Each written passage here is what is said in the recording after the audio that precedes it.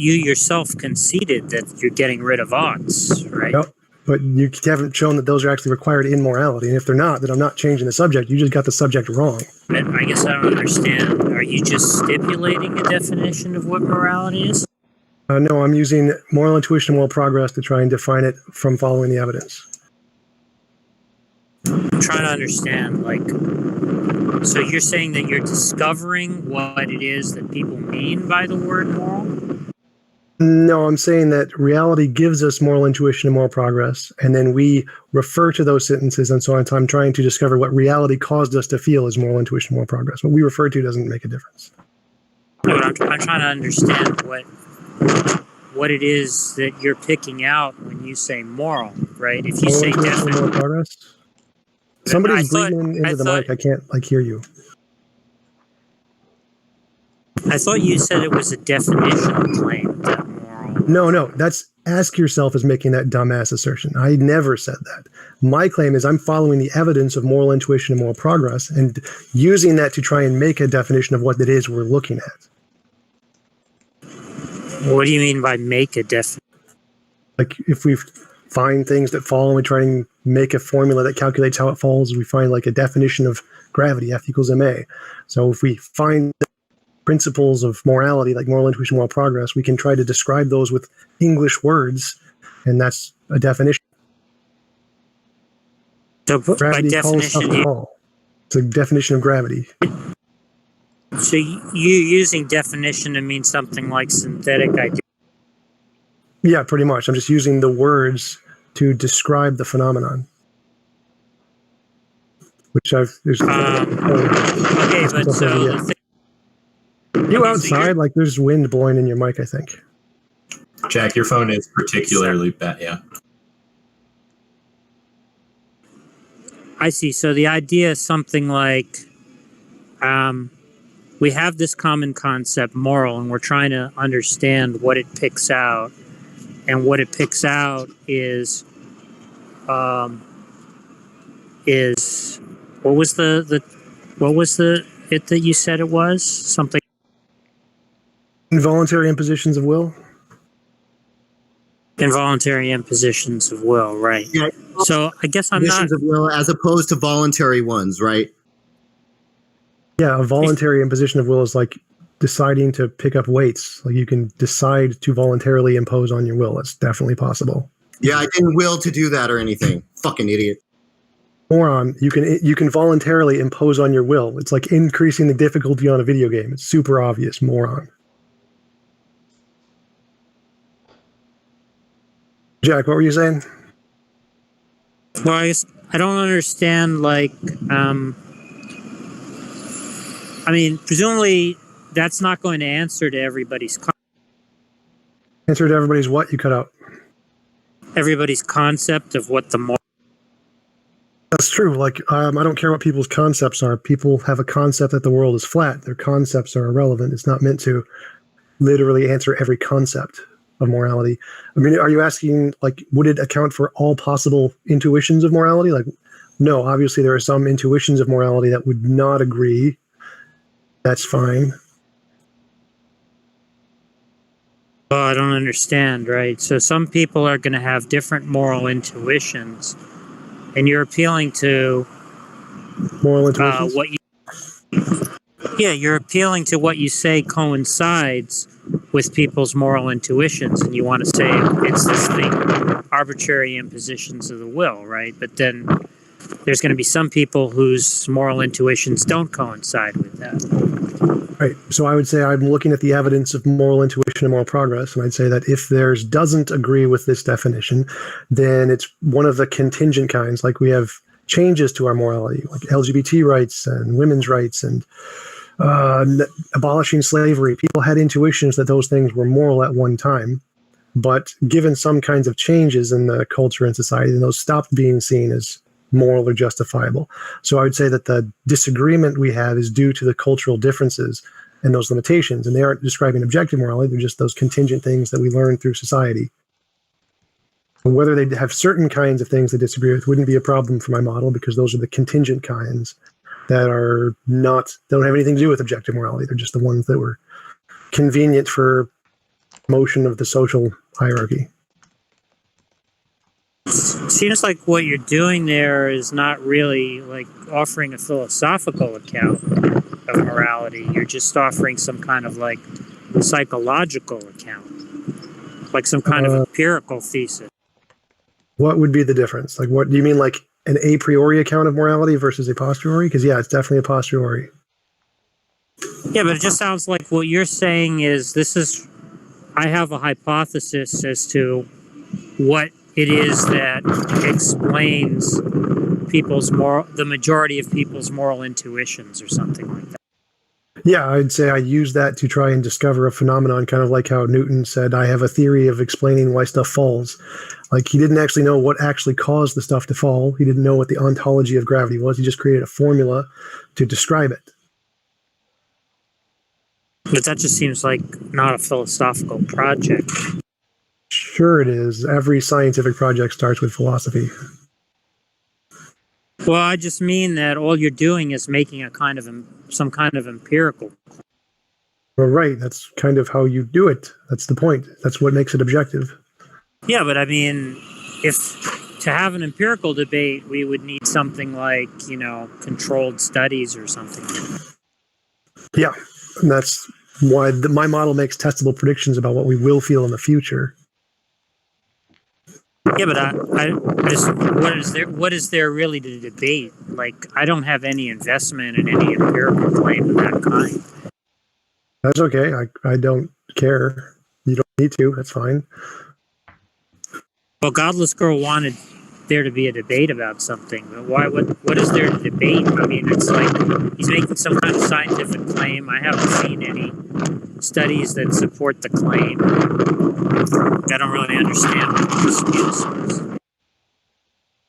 I mean, until I see those studies, I don't see any reason to accept them. That's fair enough. Like, I can accept that. So what's the? Well, Tom jumped. He's a physicalist. He wanted to defend his physicalism.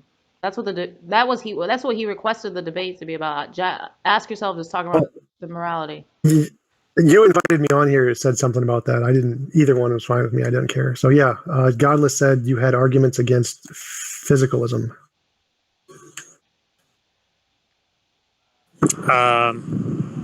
Yeah, I think so. Oh. Sorry, I cut out for a second. What are your arguments against physicalism?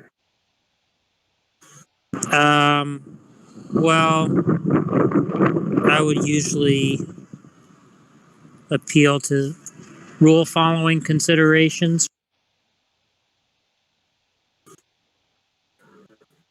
And how is that an argument against physicalism? Well, the idea is that physical facts underdetermine things like rules.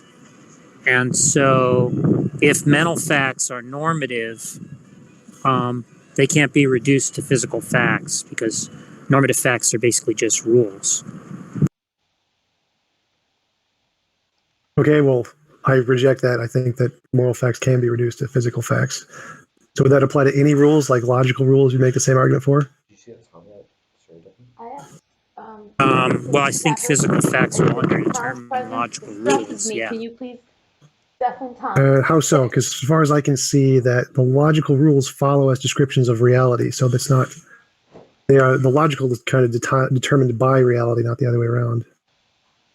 The logical is determined by reality? So languages of logic describe reality. So when you say it's underdetermined, what do you mean by underdetermined? Because as far as I can tell, it's fully determined.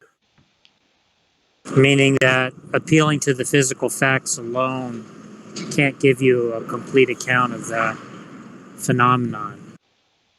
Is that all physical facts or just the physical facts we know of? Because as far as I could tell, there could just be more physical facts we don't know of for any unknown. All physical facts. All right, and what wouldn't they account for?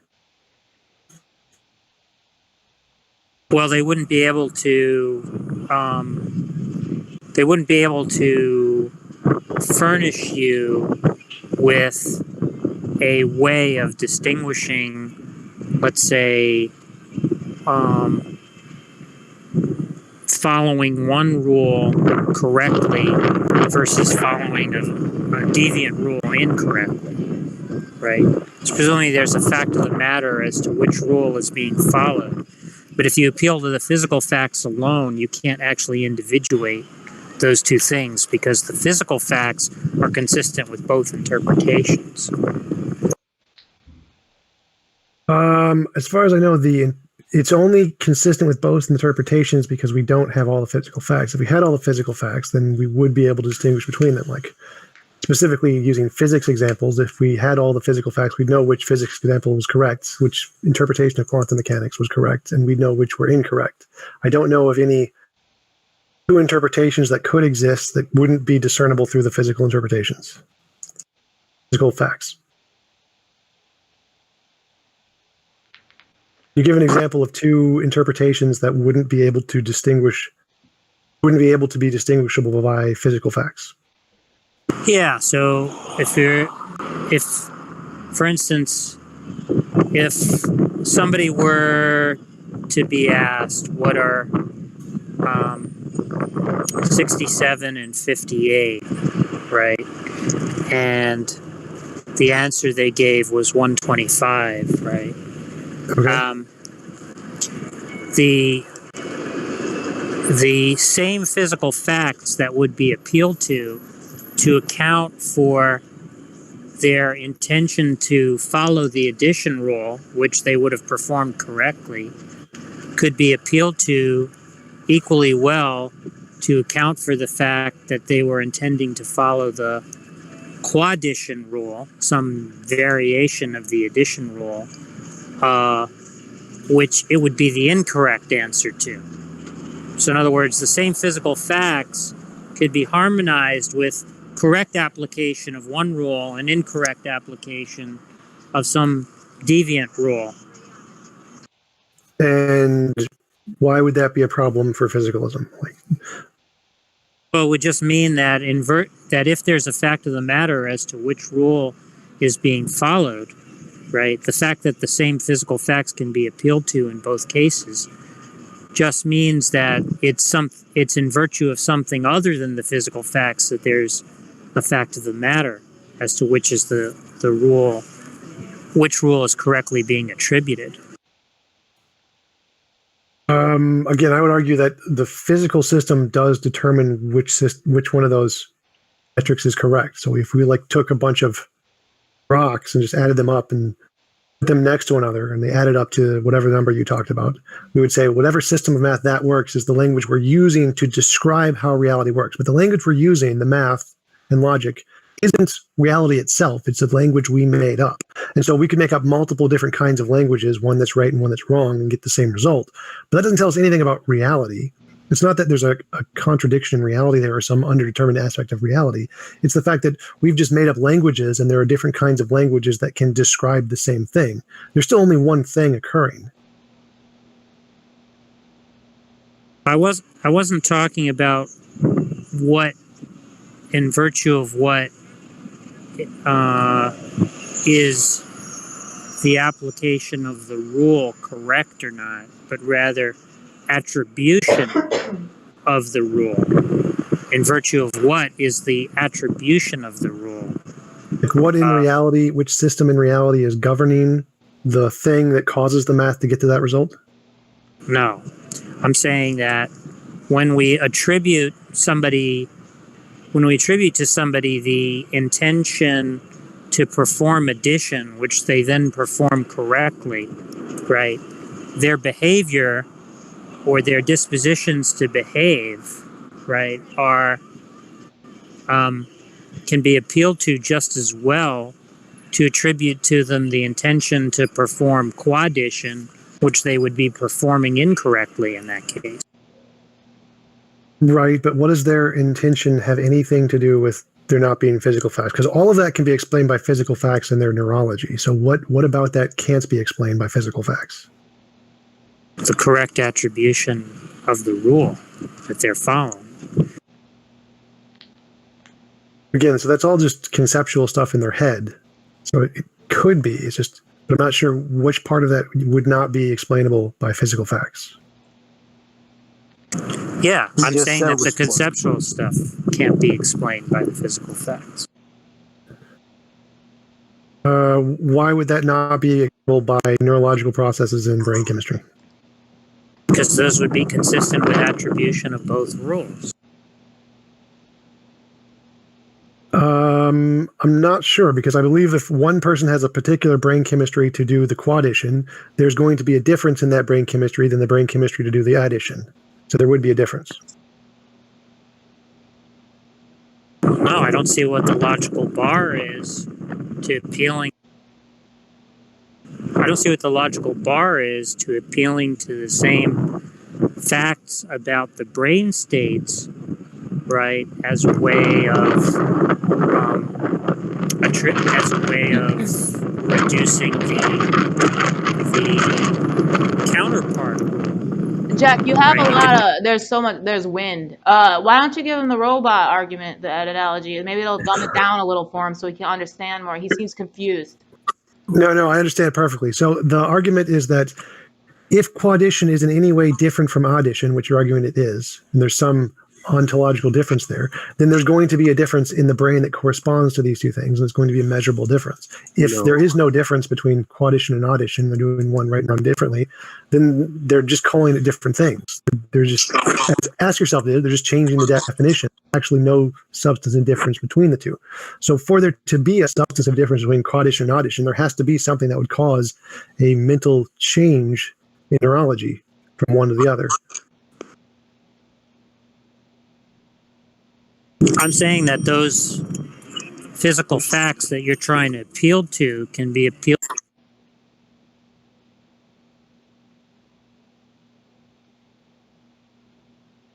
They can be appealed to by both because it's underdetermined, but if we had the physical facts, they would be determined. Like we could look at the brains, the two brains, and say, this person is trying to do quaddition but getting it wrong.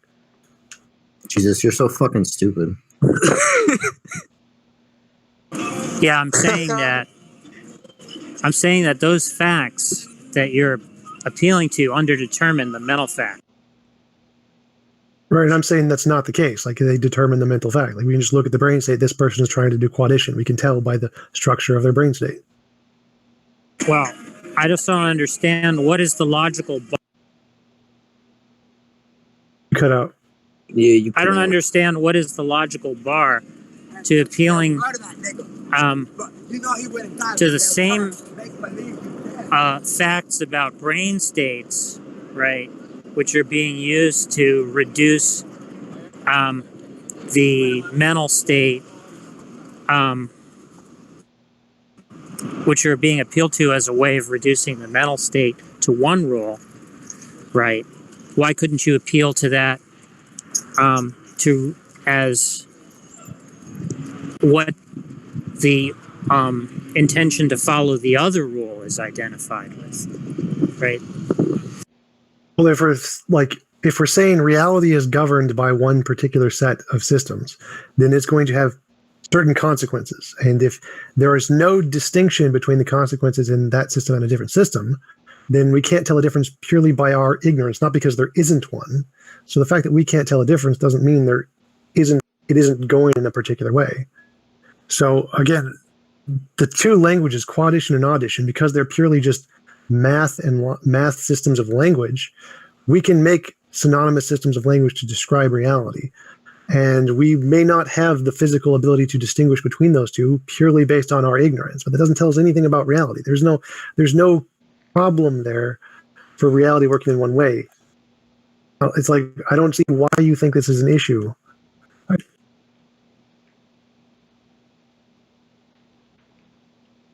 Doesn't matter what facts, right? Doesn't matter what facts you discover, right? If they're physical facts, right, they're going to fall afoul of the same underdetermination problem. Yeah, everything falls from the underdetermination. I mean, it isn't going that way. Underdetermination is purely an epistemic thing. We don't know how it's happening. No, the objection I'm making is not an epistemic one. How so? Because you keep saying we know, like we're trying to do quaddition and addition, so that's all about knowledge. I'm saying that given that there's a fact of the matter as to which rule is being followed, right? Whatever dispositional facts or behavioral facts you adduce, right? Which is to say, whatever natural or physical facts you adduce to account for the intentional facts, the same physical or dispositional facts could be adduced to account for the intention to perform a different rule, but to do so incorrectly. All right, let me see if I can explain it to you this way. If we have a CD, like any CD, and we look at the ones and zeros of the pattern of the dimples on the CD, that could be interpreted in infinitely many ways. We have no idea what that means until we have a processing system to read the CD and tell us this means whatever's on the CD, like Microsoft XP. But without that processing system, then it could be anything. Does that mean the CD is not physical? No, it's still physical. We just don't know what the processing system is to read it. There could be lots of different ones that could be read lots of different ways, but none of that indicates the CD isn't physical. And the same thing applies in the example you're listing of quaddition versus addition. Quaddition and addition would just be like Windows XP versus Apple Microsoft. We don't know which one of those is the case when we look at the CD. And nothing in the physical system of the CD tells us is it Windows XP or is it Apple, but it's still purely physical. It's just the fact that it could be either, since it's not determined in that sense, but it's still physical. There's nothing about that that just makes it non-physical. Sounds like you're understanding my objection to be. Sounds like you're understanding my. Sounds like you're understanding my objection to being.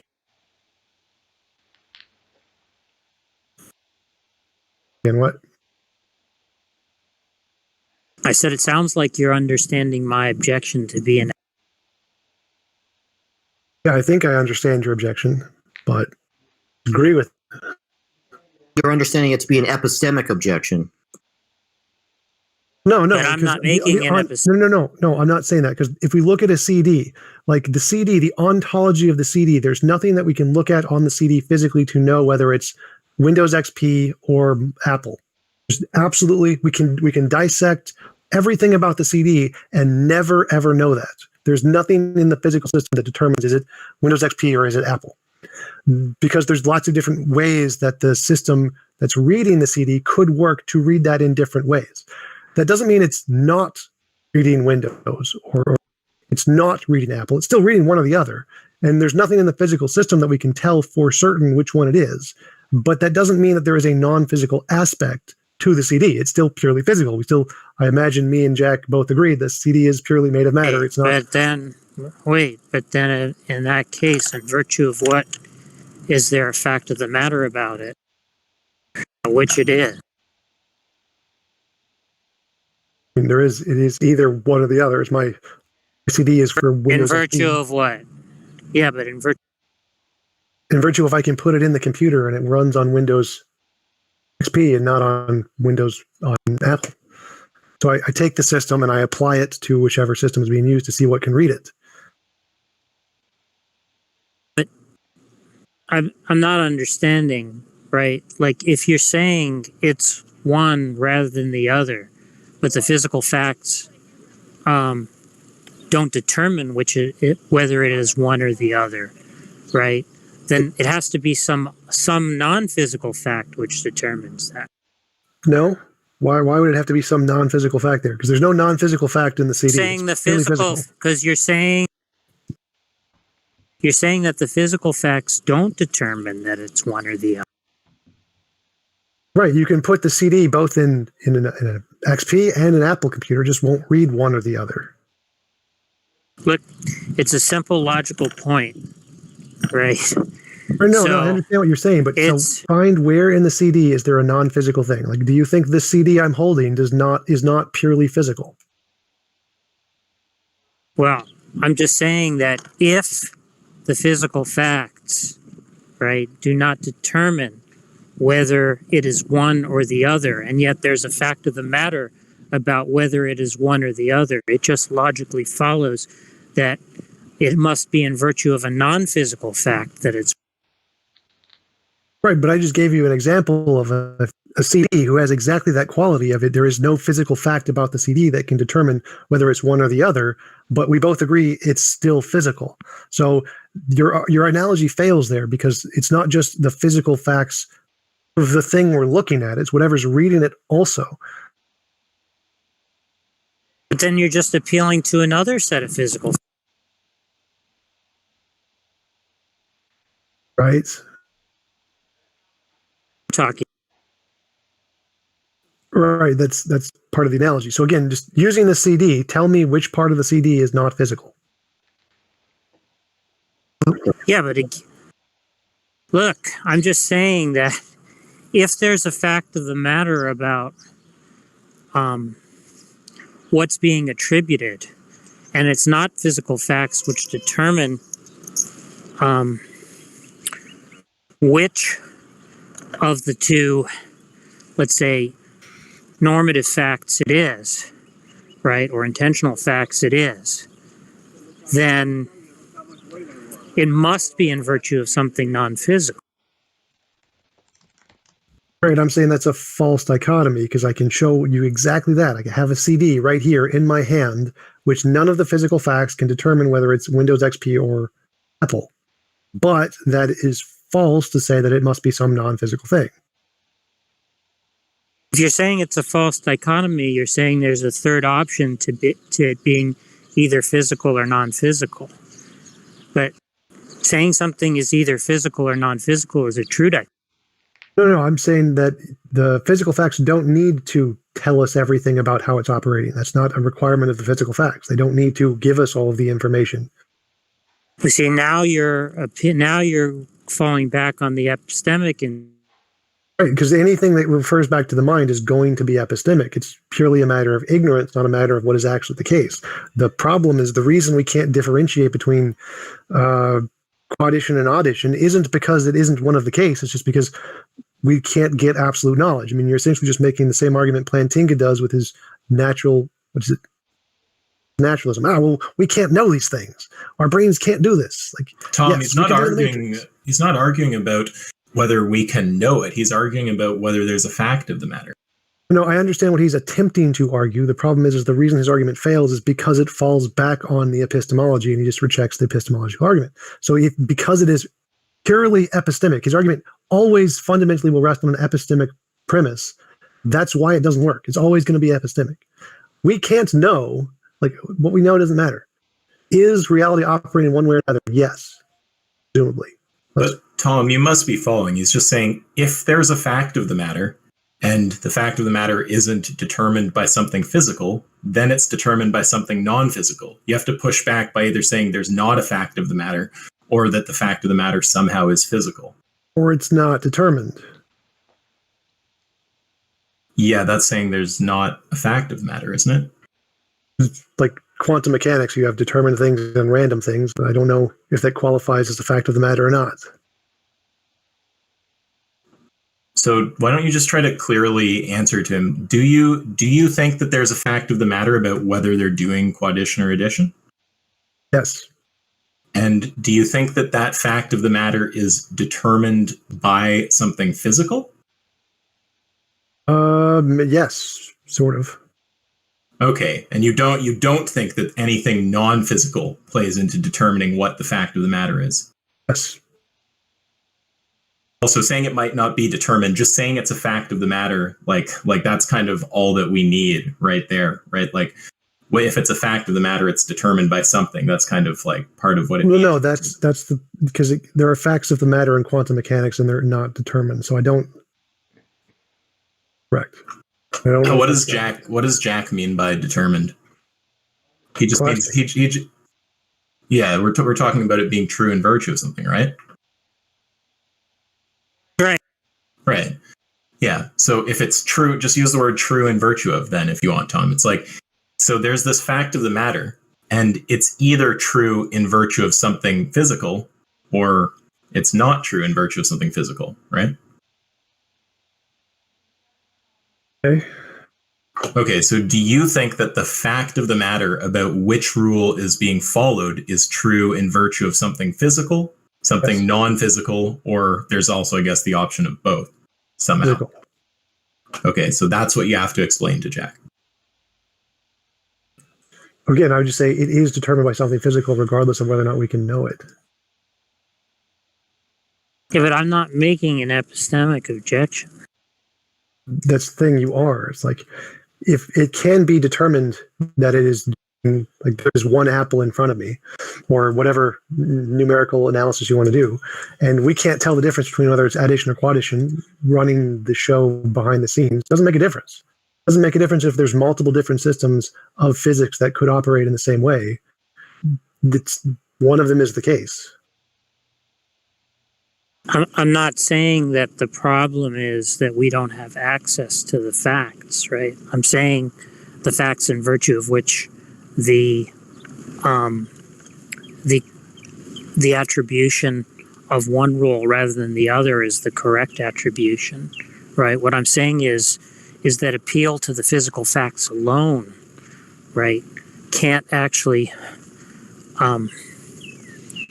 furnish the account for which is the correct attribution of the rule. Right, and I'm saying that's false because the way we express physical facts right now, all the kinds of physical facts we currently know about can't do that. That does not follow that all possible combinations of physical facts can't do that. So I would grant that none of the physical facts we know of or how we know how to express physical facts can accomplish that. That does not follow that no possible thing in the future we could learn could solve that problem just purely by physical facts. Yeah, but I think you're granting the point when you bring up the point about the CD. What about the CD isn't physical? I'm saying that if it's not the physical facts alone which establish that it's one or the other, if it's not the physical facts alone which establish that it's one or the other, then it must be in virtue of some non-physical fact. No, that's what I'm saying. What determines the CD is other physical facts we don't know about yet. None of the physical facts about the CD tell us anything about the use of the CD. But if we can learn other physical facts like about the computer, and we can know it runs Windows XP. The same thing applies to the quaddition and addition example. In that example, none of the facts of physical facts we know of at all in humanity, none of the ways we know of how to express physical facts can tell the difference. That does not mean there isn't some more stuff about physical facts we haven't learned yet. You've excluded the option of unknown physical facts or unknown ways to express physical facts. You're just simply saying none of the physical facts we know of or the ways we know of how to express physical facts can explain this, which is not a true dichotomy. There's a third option there, unknown physical facts. Unknown physical facts are included in one of the two halves of the dichotomy.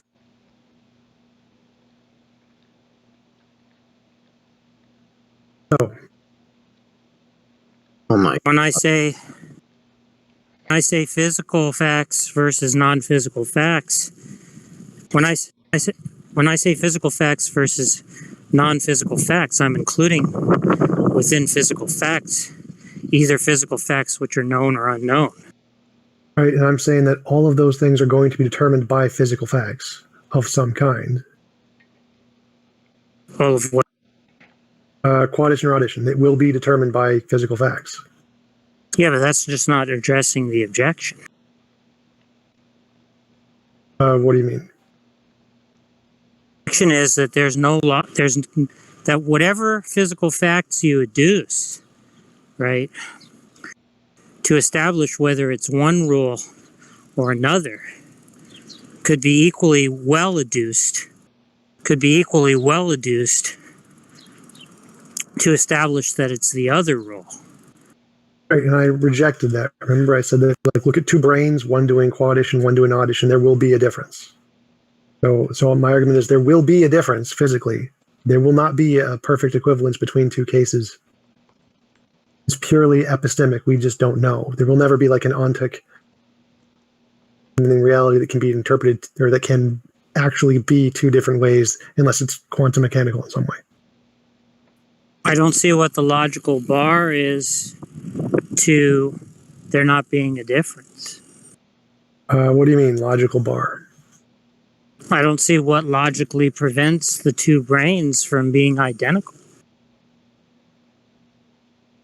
Well, that would be the fact that there are other physical facts that determine. Sorry, I mean identical. I mean physically identical.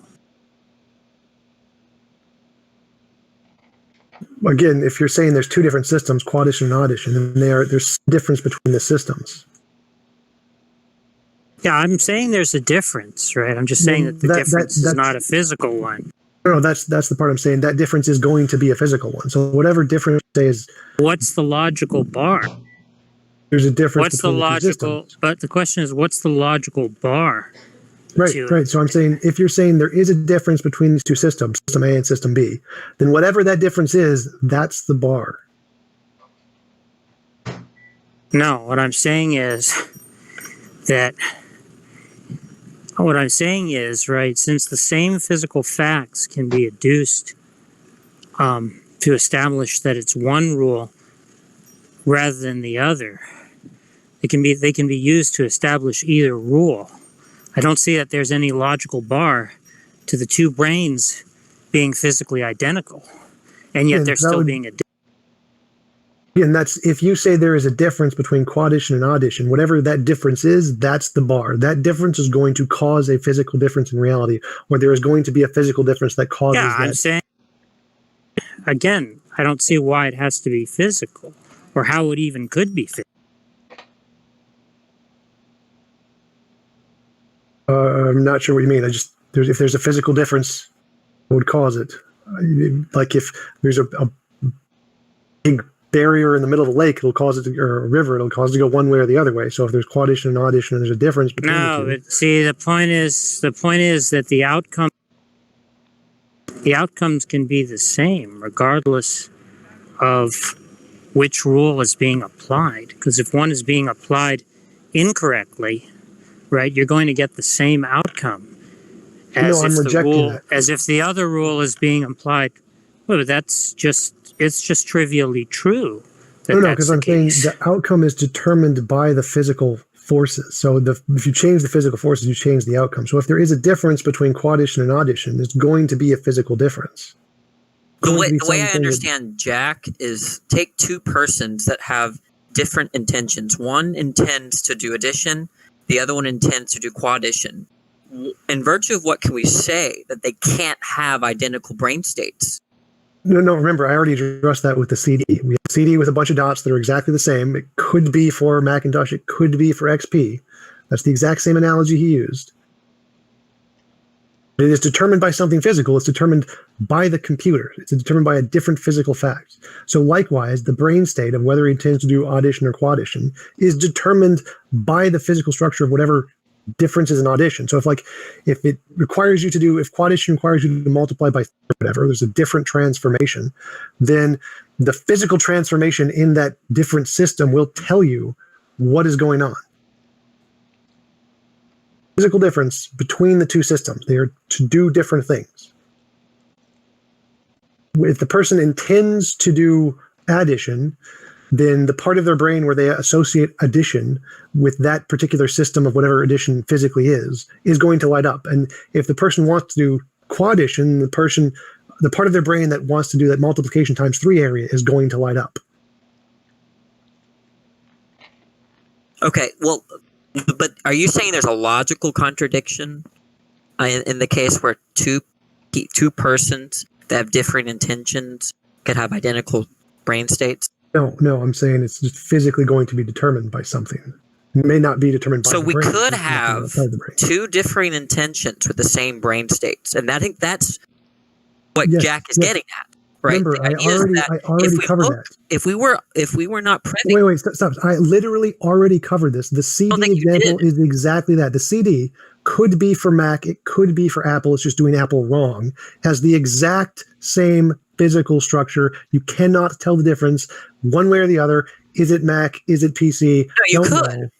Right? There are physical facts that they're not in the CD. They're physical facts that are not in the CD. So my argument for the brain case is the same thing. The brain states could be identical, but to determine which one is doing quaddition, which one is doing addition, you could look at other things like how were they brought up? What were they taught in school? Where did this memory get saved into their brain to organize their brain structure in such a way that it put quaddition into this neuron?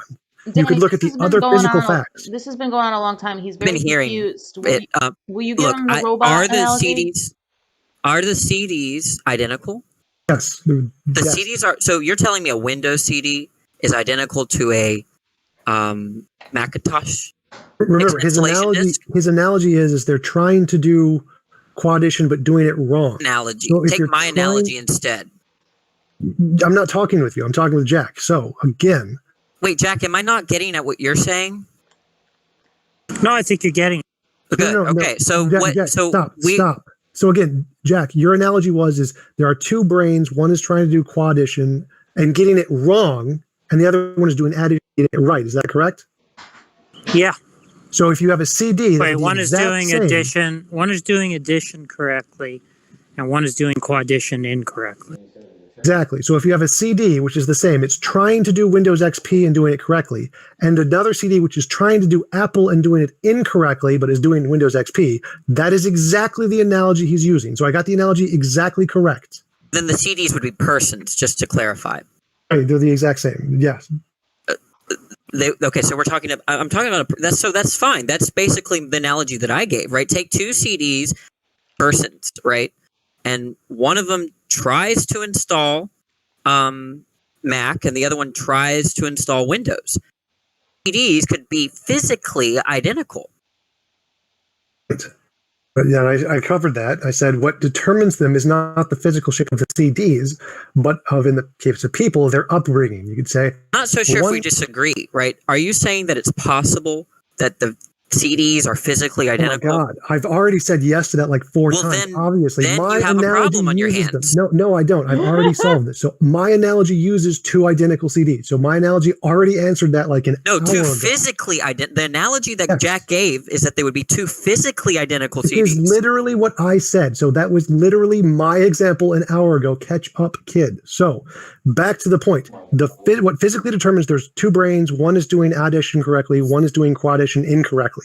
The physical thing that determines them, even though they're exactly physically the same, is their upbringing. You can look at their life and say, this person learned quaddition and how to do quaddition in this case, which was then got mapped onto their brain at this point to this neuron, whereas when the other person learned addition, it was mapped onto the exact same neuron, but they were learning two different concepts. And so we know when that neuron lights up, for this person it's quaddition, for this person it's addition. There is a physical difference, but it's not in the brain, it's in a separate system, just like the CD. That sounds like mumbo jumbo. Look, the idea is that. Can I say one to you, Danny? I think there might be confusion because Tjump seems to be saying that the CDs are identical, right? And I think you might be assuming when he says that that he's analogizing to all physical facts being identical. He's not. He's saying there's an additional physical difference. It's just that the CDs are the same. There's some other physical difference about. I thought you went over that with him, and you were. I heard when you reviewed that with him, you were correct, right? And he's not taking what you said seriously. I don't know anything about this art, and I'll also take this moment to say I think I said something wrong earlier. I think I said that physical facts have to be true in virtue of something. I don't even know if that makes sense or not. Maybe there's proof. I have no idea. But we're talking about a dichotomy. I know. I was just making a little point, so I just wanted to correct that. But because Avi pointed out. But Danny, all I was saying, like I think you can continue with your line. It's just when he says the CDs are identical, don't jump to assuming he's saying all the physical facts are identical. He's trying to say there's just identity in terms of the CDs, but there's other things that are physical and that aren't identical, like the thing reading the CD. That's why you need the robot argument. So just to be clear, so he's not actually but it's not. I don't think it quite is because he's not actually saying you can have all the same physical facts and still a difference about. Pardon? Well, when I asked, are the CDs physically identical? He said yes, but if they're not all the Danny, this is the difference. Exactly. There are other physical facts. Yeah, Josh has it. But I don't know why is there a logical problem with that? Why couldn't you just have two physically identical scenarios, including the CD and all of the other physical facts? Yeah, that's what you have to move to. Yeah. But nevertheless, and run a rule following paradox on that. What's the bar? He hasn't explained that. He just keeps asserting it. He would say that the other physical facts wouldn't be in the set of the physical facts that are identical. That's the case. So if you're saying there's a difference between quaddition and addition, that is going to entail a physical difference. There's literally something different about them. Why are you begging the question? Okay, make them the same without a difference.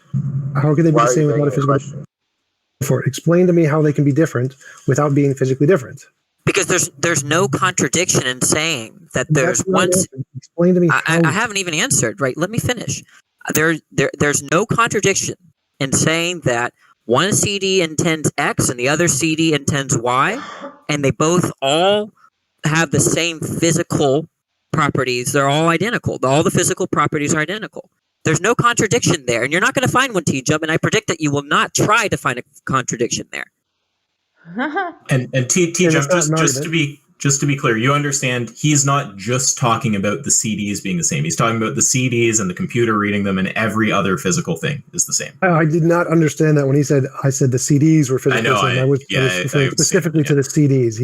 He was doing a terrible job explaining what he was saying. So yes, if he's saying all the physical facts are the same, no, there's going to be some physical fact that's different. That means there would be a contradiction in saying that we have two CDs, right, that have different intentions, but all the same physical facts, right? Now, what I take to be an intention, right, what the properties that form that concept, right, are not going to be shared with the concept of physical at all, right? Such that that's intelligible to say. They literally are. That's like the consensus. Then give me one common property between I desire water and a physical fact. Your neurological brain state, like done. No, okay, you're saying that I desire water and some brain state are identical, but what's the common property? No, I did not say that. So again, the brain state is arbitrary like the shape of the CD. It is the brain state plus your upbringing that makes that particular brain state you desire water.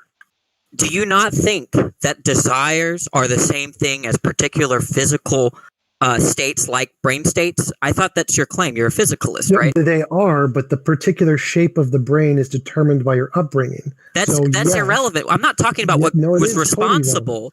I'm not talking about what caused the brain state or caused the intention. That's not what we're discussing. We're discussing identity. What you're discussing because you're asking for the difference. What is the difference between two identical? No, I'm not. I'm asking what's the shared property? Shared property of what? Between a brain state and my desire to drink water. They are literally the same thing. Like what name? So if they're the same thing, they would at least have one property in common. And give it to me. Give it to me, Tjump. I bet you can't. They literally that was are so the same cringe. Thing. But give me the common property. Is the brain state. It's your neurological brain state. That is just repeating the claim. Yes, because that's what it is. That's what brain states are. Right, but if that's true, then they would share properties. But you're not giving me a property in which they share. What the hell are you talking about? That's not true at all. Like the music that say A is identical to B. That means that they share properties. Oh, again, you're an idiot. The CD has music on it. The music is identical to the CD. It's just in a different language. The CD has it in a bunch of ones and zeros. And it has what are you talking about right now? You're an idiot. So again, look, if I say, no, I understand what you're saying. You're just an idiot. So again, a CD, there is music on a CD. The music and the CD are the same. The music is on the CD. They're the same, but they're in a different language. So when I put my ear on the CD, I'm going to hear the music. Or in a different language. If they were the same, then that's what I would expect. No. Again, idiot. If your brain was a computer and you put it in the CD, you would hear the music. Yes. They're not identical, though. The CD is not. If I ask you, let's listen to some music, and I throw a CD at you, right? You're not. You don't mean CD. When I say brain state or your feeling, desire of water is a brain state, I don't mean literally. I understand that's the claim, but what I'm asking is, what is the properties in which they share? And you have not pointed out one. And let me just predict what you're going to do. You're going to provide an example, but you're not going to give me a common property. You dumbass, get out of the room where I'm going to leave. So again, I'm going to answer your dumbass question again. It's like a CD. A CD is the music. I knew you would give an example. Yes, that's how things work. No, I'm asking for a common property. Don't answer a different question, Tjump. There's no common property. Danny, they're the same thing through a medium. Let's try not to make Tjump leave yet. I keep having to come in to do this. He won't answer the question. No, I have answered your question, you moron. You do not need the same properties. They are different you answered the things. question. They are What's the different property then? languages. He's What's gonna the property? run. You guys are gonna give him an Property. excuse to run. Fucking idiot. What's the So fucking again, property? This is the best excuse to run because you can't answer the shut question. up, you morons. So again, the word tree. Can't Why answer. don't- Wait, Shut wait. up, Let's let him go back to talking to Jack because they were having. That's fine. Fucking moron. So again, the word tree and the word key mean the same thing. They don't share properties. They mean the same fucking thing. You fucking dumbass. I understand your claim. I'm asking what the common property is. Moron. There is no common property. You don't. And need then one. they're not identical because that's what identity means, Tjump. Moron. Look, Fucking to moron. say that A and B are identical but they share no properties, what kind of philosophy is that? You're quack. You're a quack. You're a quack. Danny, let's let him talk to Jack because if you talk to him, he is clearly just going to leave, right? So Again, until he shuts the fuck up. So my answer is correct. This guy's a fucking moron. A CD has music on it. It's just in a different language. The word tree and the word key mean the same thing. They don't share common properties because they're different fucking languages. So your brain states and your thoughts are two sides of the same coin. They don't need the same properties, you fucking moron. One is a transition from the other one through the medium of the brain. Dumbass. You're a fucking embarrassment as a human being, Tom Jump. Godlyish is Yeah. very polite. I don't think Jack will take back over because he just thinks Tom Jump's a joke now. But Godlyish is very polite, and I know he understands what Danny is saying. Maybe he'll do it. No, I'm good. I can't right now. Maybe later. Yeah, I'll have a Wow. large fry with that. Did Jack have any like final thoughts? Like what's your kind of summary? Like where are you sitting on all this? Since you were the one who we all kind of originally wanted to see debate.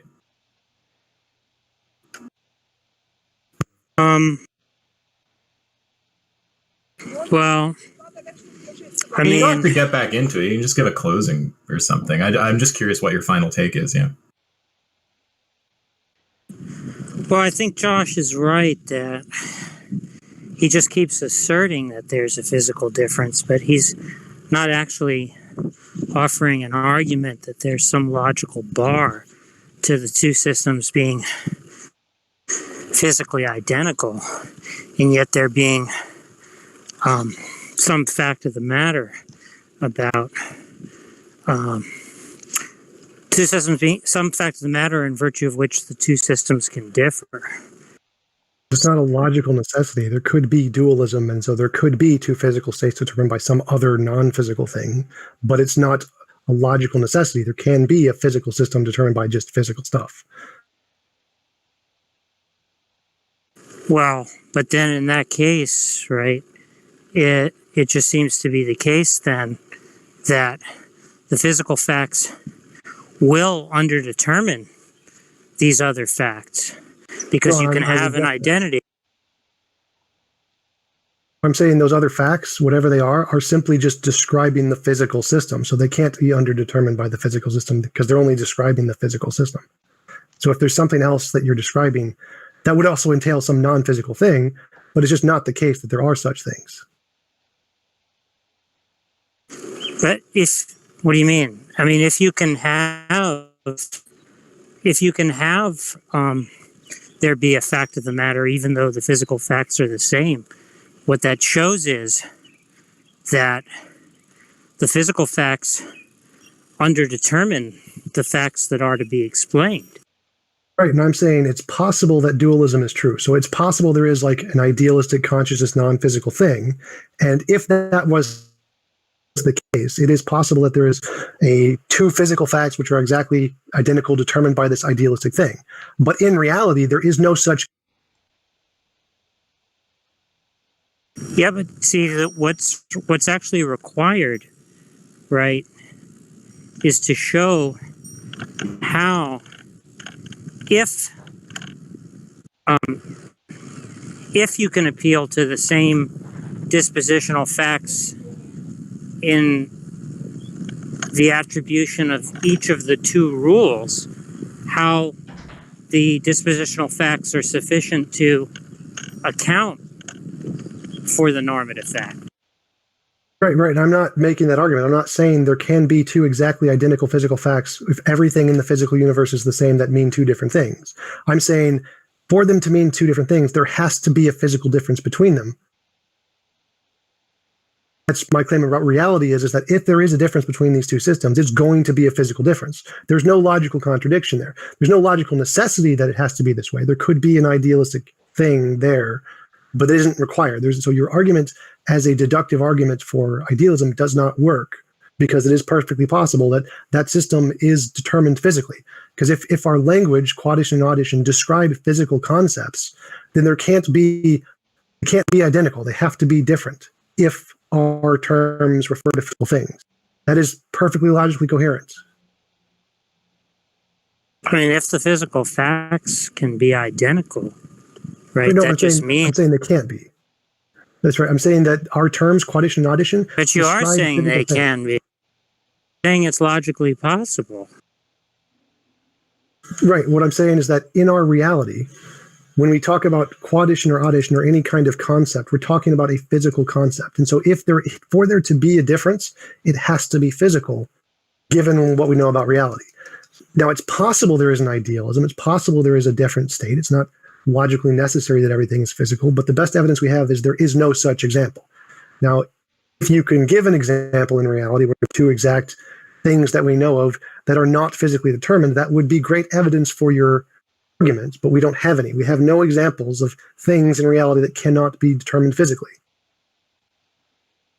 If you're saying it's possible for them to be identical, then you're just conceding that the physical facts underdetermine.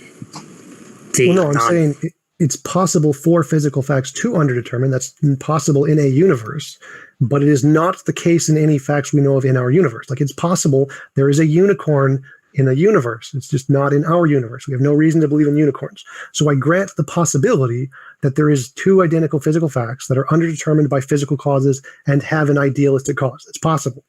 We have no evidence of that in our universe. We have no evidence of a particular physical case that isn't just determined by other physical cases. All of intentionality and desires and motivations, all of that can be, and brain states, all of that is just determined physically. So those aren't examples of an underdetermined physical system. But if it's possible for there to be an undetermined physical system, you have not provided one. I grant it's possible. We just have no evidence of one. I don't see what evidence has. Granting that if there is an undetermined physical system, there can be an idealistic thing determining it. That is possible. There is no logical contradiction there. It isn't an unsound or it's not an invalid argument. It does make sense.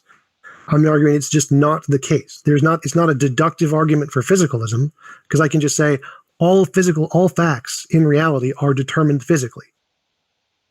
And so I can hold the position of physicalism by saying all facts in reality are determined physically, and you presenting this argument of saying, well, maybe there's a physical fact that is underdetermined. Okay, that's possibility. We have no examples of this thing, so I have no reason to accept idealism. That is not an argument against physicalism. It's just saying it's possible there's idealism. Like, okay. I mean, I don't understand why you keep talking about evidence or examples, right? Because I'm not actually making some kind of evidentiary. Right. I think you're trying to make a deductive argument. You're saying that there are these two cases of this physical system that are underdetermined. That's, as a hypothetical, that's perfectly logically consistent. So yes, if this is true, if it is true that there are two physical systems that are exactly identical with no difference, and they could possibly have two multiple interpretations, then there could be idealism. Yes, I grant the argument. Yes. But there is no reason to believe there is such a thing.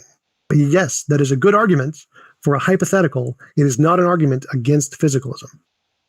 But the point is, right, that if the same physical facts are consistent with both interpretations, that just means that the physical facts are not actually sufficient. I can grant that. I can just say that isn't the case in reality. It's like they're all determined physically. There are not there's not a set of physical facts that can be interpreted in two different ways. No, but it's an a priori argument. right? It follows from the fact that if the physical facts can be the same, right, it must be in virtue of something else, right? Right, I grant that, but I'm saying that it can't. That's not the way reality works. It's a possible way for reality to work. It just isn't the way reality works. You know? Can I ask Jack a clarifying question? Jack, Yeah.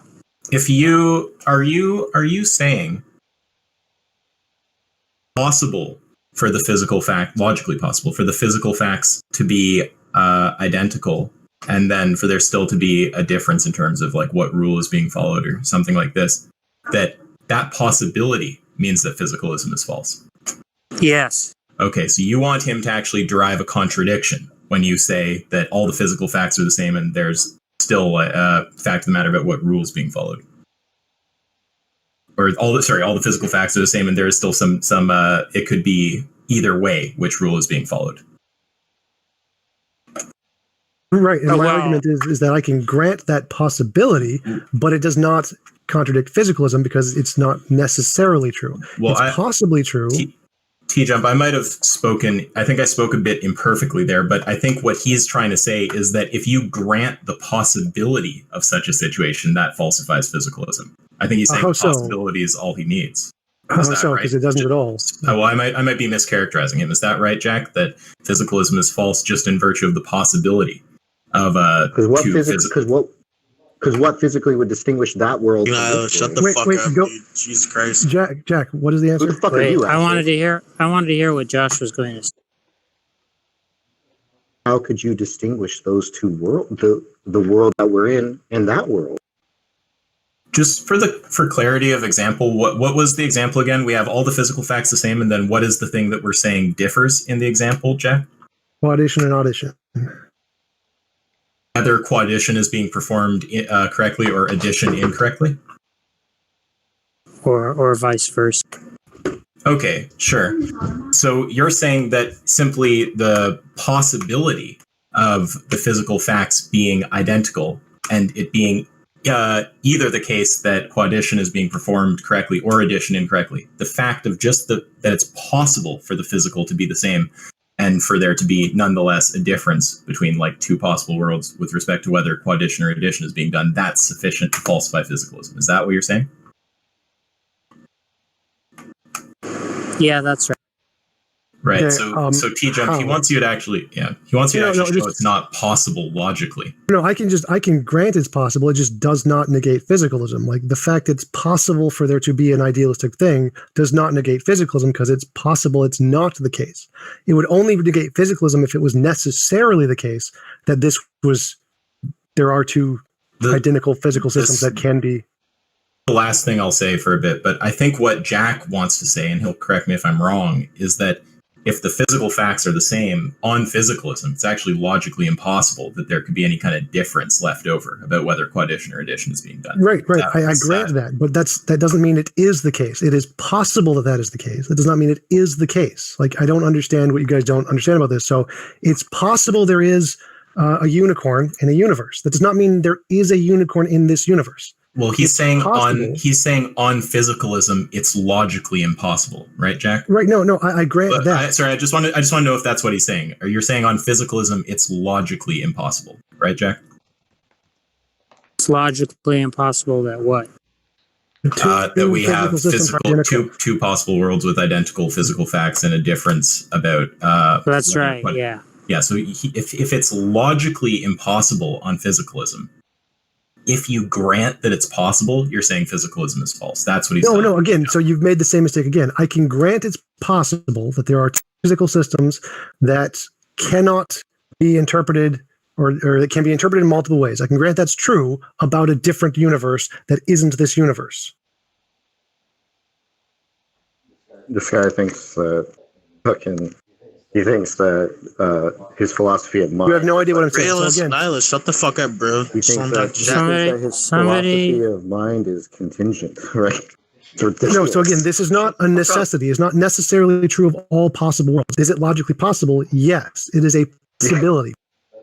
It can happen in certain cases. It does not mean it necessarily happens in all cases. So unless you can show in this universe, in reality, that there is a particular physical system, that all the physical facts are the same and it can be interpreted in two different ways, then you can't say that it's true. It doesn't negate physicalism. All it does is say it's possible there is a different universe. Unless you can show that is the case in this universe, it doesn't negate physicalism. So just to be clear, you take the position that it's compatible with physicalism for it to be logically possible that physicalism is false. No, I'm saying that what you're saying does not entail physicalism is false. What you're saying is, in a universe where this occurs, physicalism is false. But that's just conceding the argument.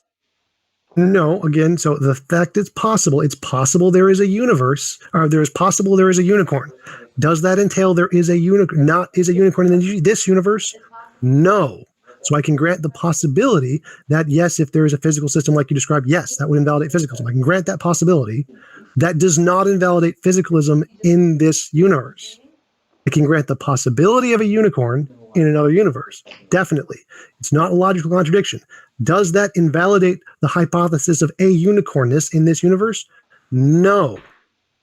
You would have to actually show that it is the case that the physical facts in this universe can be interpreted in two different ways, being determined by physical facts. If you cannot demonstrate that, then it does not invalidate physicalism. Whether unicorns exist or not is a contingent fact. Right, and that's what I'm saying. Possibility. You said possibility. If you're saying it's necessarily the case, that's a different one. Contingent and possibility, the same. Necessary is the other one. But yeah, but go. Well, it seems like it's logically impossible on physicalism to have the same physical facts and some kind of different additional fact. And I can grant that and say that is not the case for our universe.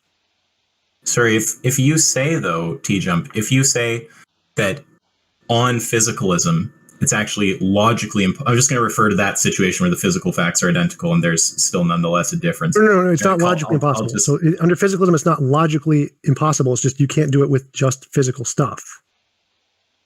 Okay, but that's where you're differing with Jack, right? He thinks that on physicalism it's logically impossible. So when you grant that it's possible, you're giving up physicalism. No, again, so I'm saying it's logically possible to do this, but it isn't the case in a physicalist universe, and we are in a physicalist universe. So physicalists don't say it's logically impossible for. It's not the argument. They say it just doesn't occur. So no one in physicalism says this is logically impossible. That is not the thing. The point is that they have to be conceptually different, right? If the idea is that what the dualist is trying to do... We're saying they're the same. So that's not. There is no difference here. That's the... What the dualist is trying to show is that they're not conceptually identical, such that they can be divorced. They're divorced concepts, right? And what the physicalist wants to say is that they're identical concepts, such that where you have one. When did I say that? Get out of the way real quick. You there? Can you hear me? So you want to say that physicalism is a contingent thesis, which is insane, by the way. I mean, physicalism isn't necessary, so yes, I guess. It's not like necessarily. So it's a contingent thesis. Oh, but I wanted to object to that because I'm a moron. So you want to say that so you wanted to say that physicalism is a contingent thesis, but then you just have to ask yourself that in the case where there's a possible world that where the physical facts don't determine the mental facts, and in the case where there's the world that which you presume is the actual world for no justification whatsoever, where the physical facts do determine the mental facts, what's the difference between the possible worlds? Right? And you can't just appeal to a dormant virtue. The physical facts determine it, and the other one, the physical facts don't determine it. Like in one, there is a physical fact that determines it. There is a different physical fact that determines it. The dominant virtue, just what I fucking said. Exactly as I fucking predicted, you fucking moron. No. You idiot. I've already addressed this. Like, there is a physical difference. In a universe where physical facts are determined by physical facts, that universe, the difference is going to be physical. What it means to be physicalism. Is it possible that there is a different universe that doesn't have physical facts? There is not determined by physicalism? Yes. Does that make a difference? No. Your argument is fucking stupid as shit. You're just so dumb. It's like the worst case of Dunning-Kruger I've ever seen. Granting possibility of something does not negate the possibility of other thing. That's what possibility means, you fucking moron. Maybe we can get Jack to cover this because this seems like the point of disagreement. Jack, could you maybe like tell Tjump why you're saying that on physicalism it's logically impossible to have a situation like the one you described with identical physical facts and some difference still persisting? Yeah. Explain why physicalism isn't a contingent thesis to this idiot.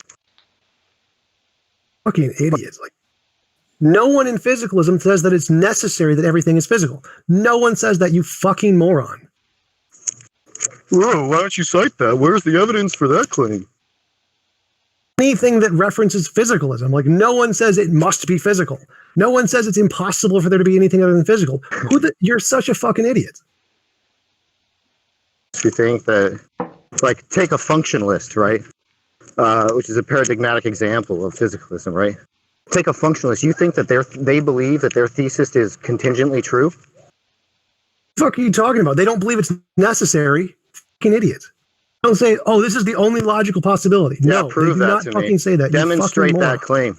Demonstrate that claim. Go ask any philosopher or any physicalist ever. Philosopher. You fucking moron. It's fucking simple. Is it possible there is a God? Google it, bro. Yes. Is it possible? Way to fucking support your claim, you fucking idiot. Way to support your claim. You fucking moron. Anyone is going to grant the possibility of a non-physical thing, you fucking moron.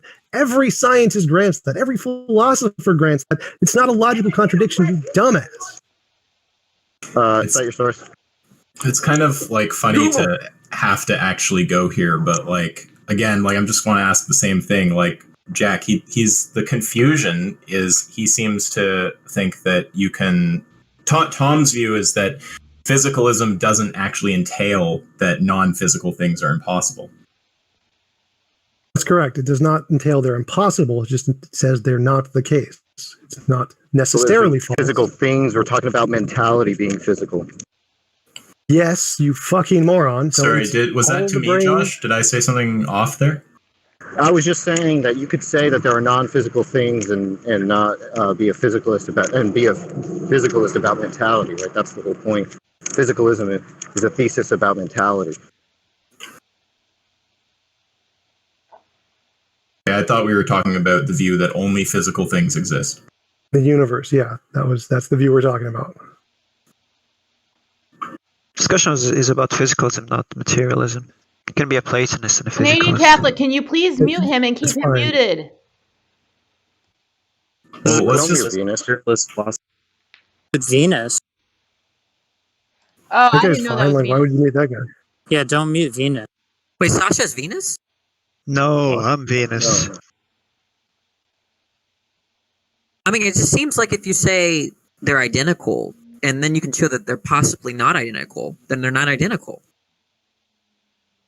Like, what are you even saying? So again, I don't understand what you guys are understanding about this. It's really, really simple. Like, everyone in my chat gets it like perfectly well. So it's possible idealism is true in a universe. Yes, that is possible. And in that universe, physicalism is impossible. Physicalism can't be in that universe because there's a non-physical thing. Yes. There's no evidence that that is the case in our universe. So, ask you a question. No, in this example you're using, where you say if we have a physical system that can have some other fact there that is not a physical fact, causing it to determine between two different audition and quality. Yes, that universe is an idealistic universe. Granted, is there any reason to believe our universe has that property? No. I took your view to be that mental states are identical to some physical states. Yes. What could be a reason? Right, and if it's the idea that they're identical. Hold on. What could be a reason to believe that? Just tell me what you think could be a reason to believe that. That you said there's no reason to believe. That there's a mental fact of the matter, but no physical difference. What could be a reason to believe that? I'm saying that we have no reason to believe in anything other than physical facts in this universe. Yeah, what could be a reason? Testable predictions about mental facts. Like you say, if I believe mental facts are true, I'm going to predict the lottery numbers 10 straight times in a row. You get it right. That's reason to believe in mental facts. Why couldn't that be physical? Could be physical, but it would be evidence for mentalism because you made the testable predictions. You get the credit. Oh my God. You don't need to validate all the alternatives to be evidence of one hypothesis. That's not how evidence works. I just wanted to ask Tjump, like, what you mean by physical? Matter and motion, matter and energy, and nothing else. Well, but what I was saying is, if you think mental events are identical to certain physical events, but then we can show you a world where they're distinguished, right? Where there's the same physical event, then how can we say that they're identical concepts? I can grant that they're not physical in a different universe. I'm happy to grant that. I'm not saying it's logically necessary that mental events are physical. It is possible that they're not physical. I grant that. Okay, well, that means that they can't be identical. No, this has nothing to do with the analogy. I'd say they would be different in a different universe, yes. So if they're in a non-physical universe, they have a non-physical thing. Right, but if I can have, look, if you're saying that mental event A or mental state A is identical to physical state A, right? And there can be physical state A without mental state A, right? Then that means that they're conceptually different. They can be different. That doesn't mean they are different. I really think the confusion here is obvious. Like, what has to be cleared up is whether it's logically possible on physicalism to have that kind of situation Jack described, where you have two possible worlds that are physically identical but differ in some other respect. Tjump, do you mind if I say something real quick? Sure. Wait a second. Let's just keep it on the topic and try to pass it back to Jack, who is actually here to debate with, right? Well, I just want to say one thing that it's on the line of what you just asked. I think if Tjump is granting that in some other universe that it's true that the physical facts undetermine something that he's committed that there's actually a fact of the matter about, and what he means by physicalism in that universe is the same thing that he means by physicalism in this universe, No, I'm it saying seems the relation should hold. It's false in that universe. Physicalism would be false in that universe. I think we're just getting more complicated than we need to. I think that what's tripping Tjump out is, and I think he'll even agree with me, like Tjump, that it's possible to have, or let's just put it this way, right? The disagreement is about whether it's logically possible for physicalism to be true and to have the kind of situation Jack described. Where No. It's if physicalism is true and there is only physical things, then what Jack describes cannot be the case. Wait, no, well, that sounds a little different. You're saying that if physicalism is true, then it is logically impossible for there to be two possible worlds with same physical facts and some differing additional property? If physicalism is true and there is nothing but physical forces, then there is no idealism, no other set of systems. So yes, in that case, there would be no two ways to interpret the same set of data, essentially. Okay, wait. So if physicalism is true, then that is logically impossible, right? No. So if physicalism is true, that cannot occur. But to say it's logically impossible means it can't occur regardless of whether or not physicalism is true. Okay. So wait. So one second. So you're not. Well, 1 second. So you're not actually saying. Let's just be clear, because this is like the whole thing that seems to be the center of the disagreement, right? We want to understand if, given that physicalism is true, it's logically impossible to have the kind of situation Jack described. Yeah, if physicalism is true, then every system will be determined by some physical difference. Quaddition and addition will have a physical difference. Right. So you understand that if we say that if physicalism is true, it's logically impossible for there to be such a situation, and then you agree that such a situation is possible, then physicalism is false. So no, that's where the distinction is. It's like, if physicalism is true, then this is contingently false. It's not logically false. It's not necessarily false. So if physicalism is true, then this statement, that's the confusion you're making, is you keep jumping to this necessity, saying if physicalism is true, then it is necessarily the case that this statement is false. That's not the case. It's like if I said, if the Christian God exists, then it's necessarily the case that Zeus does not exist. That's false. The Christian God exists and Zeus can exist. There's no contradiction between them. I think there was multiple ifs in my sentence, so it might have led to confusion. I'm saying if we grant this, okay, if we grant that if physicalism is true, that kind of situation is logically impossible. No, that's I stop right there. That's where I object. No. I know that's where you object. That's what I've been trying to say for like minutes now, right? Just follow me for a sec, Tjump. If we were to say that's the case, okay, we grant that for a second. We say if physicalism is true, then it's logically impossible to have the kind of situation. No, I'm saying that's wrong. I'm saying it's not logically impossible. I know you are. Okay. I know you're saying it's not logically impossible. I'm trying to show you what Jack is doing. So for a second, just assume that's the case, okay? So if we were to grant, I don't think this is your view. I'm saying if we were to grant this, if we were to grant that if physicalism is true, then the situation Jack described is impossible, then he can just modus tollens you, right? He can say, when you grant that situation is possible, you're saying physicalism is false. You understand that if all those things were said, that follows, right? If physicalism says it's logically impossible and it happens, then obviously physicalism would be false. Yes. Okay, and the disagreement then is just about that first premise, whether it's logically impossible on physicalism to have the kind of situation Jack described. Correct. It's not logically impossible. That's the thing I've said many times. Let's pass it to Jack, and you can tell us why, in your view, it's logically impossible to have that kind of situation if physicalism is true.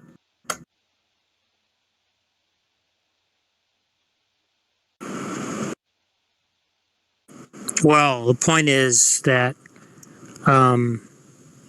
what the point of the rule following consideration is showing is that whatever physical fact you appeal to, there's no actual logical bar to appealing to the same physical fact to attribute the same physical facts to establish that it was the deviant rule that was being followed, right? And so if that's actually logically possible, right, that just shows that the physical facts underdetermine the normative fact.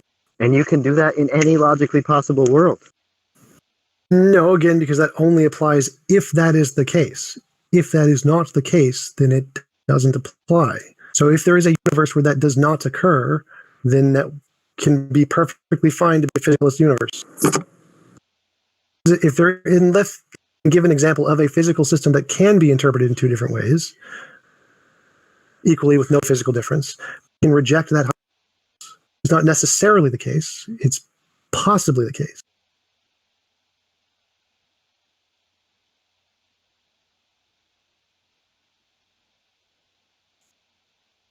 Well, you're just conceding the argument. No, again, because possibility isn't necessity. I can grant there is a unicorn is possible in a universe. That does not mean I am granting a unicorn exists in our universe. It is possible to have a physical system that can be interpreted in two different ways, but I'm saying that does not occur in our universe. Jack, he doesn't understand why physicalism about mentality is a necessary thesis, right? Like, he doesn't understand that. No, I understand it perfectly. I'm just saying you're wrong. You're full of shit. Understand that it's necessary, but it's wrong.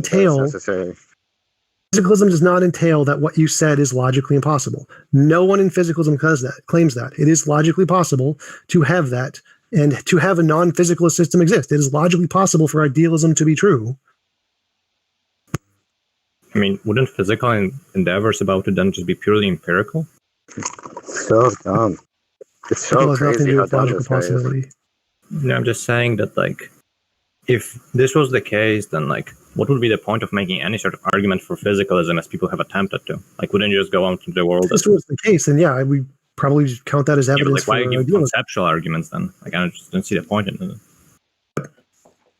it.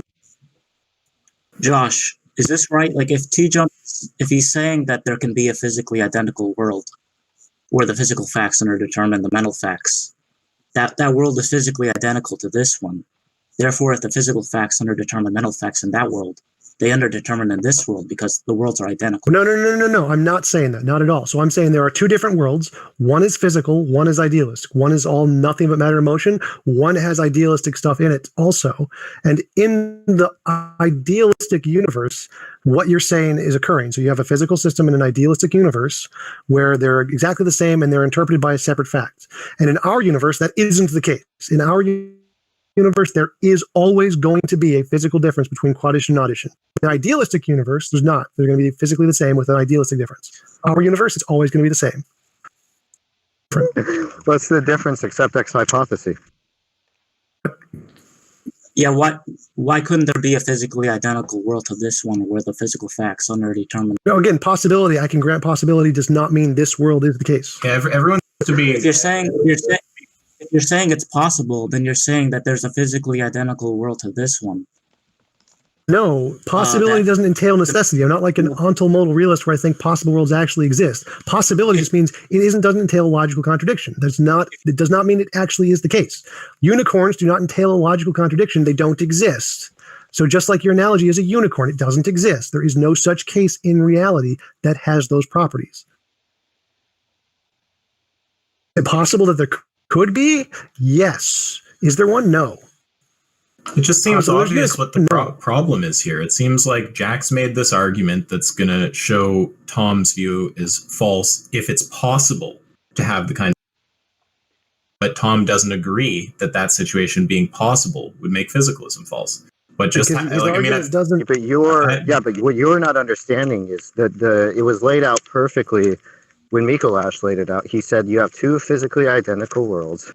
In one case, the physical is underdetermined by the mental, and presumably in this case, which he can't cite any reason for, it's not underdetermined by the mental, right? It's completely determined physically, whatever that means. No, that has nothing to do with like anything I said. I already covered that. Like, there's two universes. These are two separate analogies. It's not the same analogy anymore. We're saying that there's one universe which is purely physical, where there are physical differences. It's a physicalist universe. And is it possible there's another universe that has idealistic things in it that can determine it in a different way? Yes. There's a difference there. One of them has idealism in it. Tjump, sorry, are you saying that in both universes?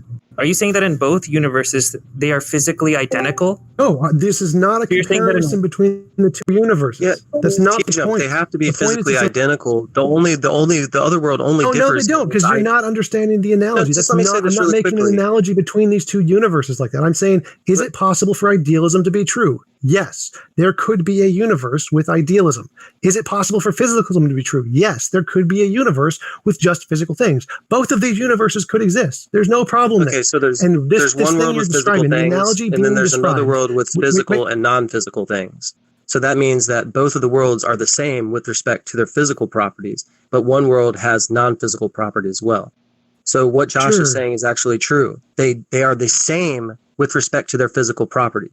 They can be, but again, that's irrelevant to anything I said. So they can be the same, but that's not relevant at all to anything I said. So again, my only argument here is that when you say, is it possible for there to be a physical system that can be interpreted as quaddition or addition? Yes, that is possible in an idealistic universe. Yes, there is no logical contradiction there. Does that negate physicalism? No, because it does not prove we're in an idealistic universe. It's really simple. You're just the dumbest human alive. You're a fucking moron. Like, why are you still talking? Do you have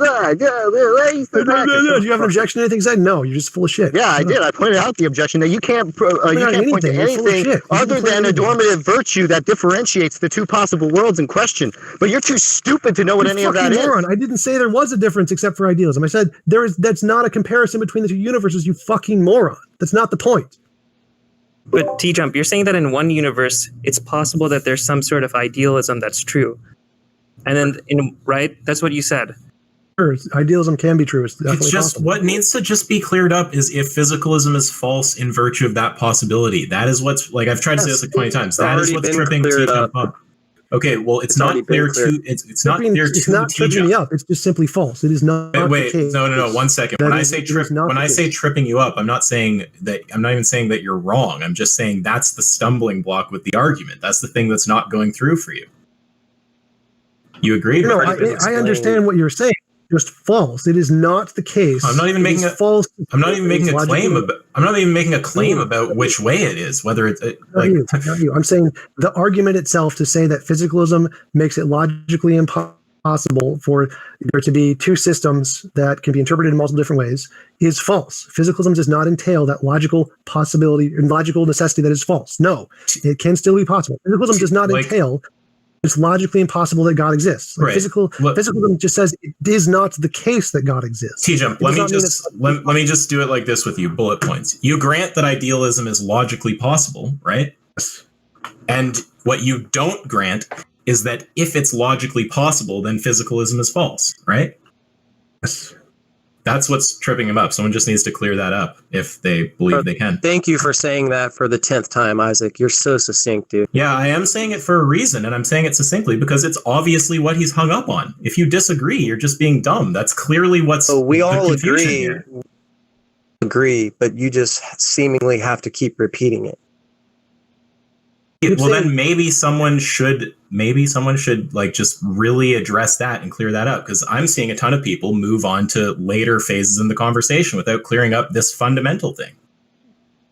Right? Yeah, He'll agree with Jack's conclusion if it can just be established in Tjump's mind that if physicalism is true, it's logically impossiable for. What do you think the point of what I was saying was doing? Right? I'm just saying that's what needs to. I'm just saying that's what needs to be clarified to T. Okay, well, that's what I was trying to clarify. Yeah, so I said that you can have two physically identical universes, which is this what he granted, and one in which idealism is true and one in which it's false, right? And there's nothing different about the two worlds besides the thing in question that's supposed to be justifying whether or not physicalism is true, right? So if that's true, how does Tom Jump know that we're in one universe rather than the other? What would be the difference? Because no physical facts would be any different, right? So it's just like, what the fuck is he talking about? So obviously he can't appeal to the physical facts to point out the difference. Anything we're even talking about. So again, if there's an idealistic universe, the difference is going to be it has an idealistic thing in it. If there's an idealistic universe, the difference is that there's a difference, Isaac. How about that? The difference is that there's a difference, Isaac. You're not understanding anything. Why are you addressing me? I'm not sorry. I'm not talking right now. If that's Tjump. And I asked him what makes it that this mental state is identical to a neurological or brain state. But sorry, I heard Josh just addressing me for a whole chunk of time there. I'm not even talking. That was all Tjump. Yeah, but the reason I was addressing you is because I'm telling you, we're not going to get an answer to that question. Oh, because you're not even addressing. You're full of shit. Like, let Jack talk. That he can't appeal to anything. That he can't appeal to anything other than a dormant virtue that separates the two worlds. No, right? Fucking idiot. That has nothing to do with. Does he even know what a dormancy principle is? Oh my god. Difference is the idealistic universe has idealistic things in it. The problem might be that Josh doesn't realize how stupid Tjump is, right? He doesn't realize that he's conceding to the argument You're an idiot. When he says that it's possible in this world. Is it possible in this world? If physicalism is true, is it logically possible in this world? Logically possible means not possible in any worlds. Could I ask him something? Is it, look, I know what a possible world is, but is it possible by definition in this world that physicalism is true if it's a non-physical fact, if there exists non-physical facts? If there's a non-physical fact in this world, then physicalism is false, obviously. Yeah, so... Can I just ask something? That does not entail that there is a non-physical fact. Wait, if there's not a non-physical fact, guess what? Physicalism is true. Wait, Tjump, you said that there is some possible world that is physically identical to this one, but in which physicalism is false, right? Sure. Yeah, so I think what Josh is trying to ask you is, how would you know by just appealing to evidence whether you are in that world or this world? Argument. No, you wouldn't. Again, this is not an epistemological argument, as Jack said multiple times. How you know doesn't make a damn bit of difference. Saying appeal to the evidence. The difference is just that there's a difference. If you have reason to believe there is such a thing as a fact that can be interpreted both ways and not by the physical system, then that would be a good reason for idealism. We don't. We only have physical facts. What makes physicalism is true is that physicalism. But if that's good job. The evidence is what makes physicalism true. We only have reason to believe in physical things. It doesn't prove anything. Inductive. But the evidence couldn't establish whether you are in that world or this world, where physicalism is true, or whether you're just in a world. You don't need absolute certainty, so that's not relevant. Well, then you're not getting possibility. Do you understand that? No, I am. I fully understand possibility. You're just full of shit. You don't understand. Let Jack speak again. Jack, again, there is nothing in physicalism that says that it's impossible for there to be two different ways. That is not something physicalism says ever. I wanted to ask a question. Can I? If you can't appeal to physical evidence to determine whether you're in this world or in that world where physicalism is true, what can you appeal to? What can you appeal to say physicalism is true? Then you don't need absolute certainty to prove prove things. Okay, sure, you can be a fallibilist, but what would you appeal to? You can appeal to lots of different testable predictions. If I make a prediction and it's true, that's all going. Yeah, but those are going to be empirically equivalent in both worlds. Doesn't make a difference. Makes no difference at all. They don't have to be non-empirically equivalent. There's always empirically equivalent theories. It's the problem of determination. It does not make it not evident. But Tjump, I think there's like a logical. If that's no, the point is you're going to have the same predictions in both worlds. Doesn't make a difference. Again, you don't need absolute certainty. So that's fine. This has nothing to do with certainty. I'm just asking you, what would you appeal to know where? You do not need to be able to differentiate between hypotheses. There are always going to be empirically equivalent hypotheses. That is not a problem that is solved in fallibilism. Not a problem. So I don't need to be able to tell the difference. That's not the point. Yeah, you're just saying you can never be justified in believing in physicalism. No, wrong. Again, you do not need absolute certainty. So yeah, but just shut up. Well, you don't need to be. You don't need to be certain. I'm asking you, what would you appeal to? I'm not talking about certainty. Just what would you appeal to determine whether you're in that world or this world?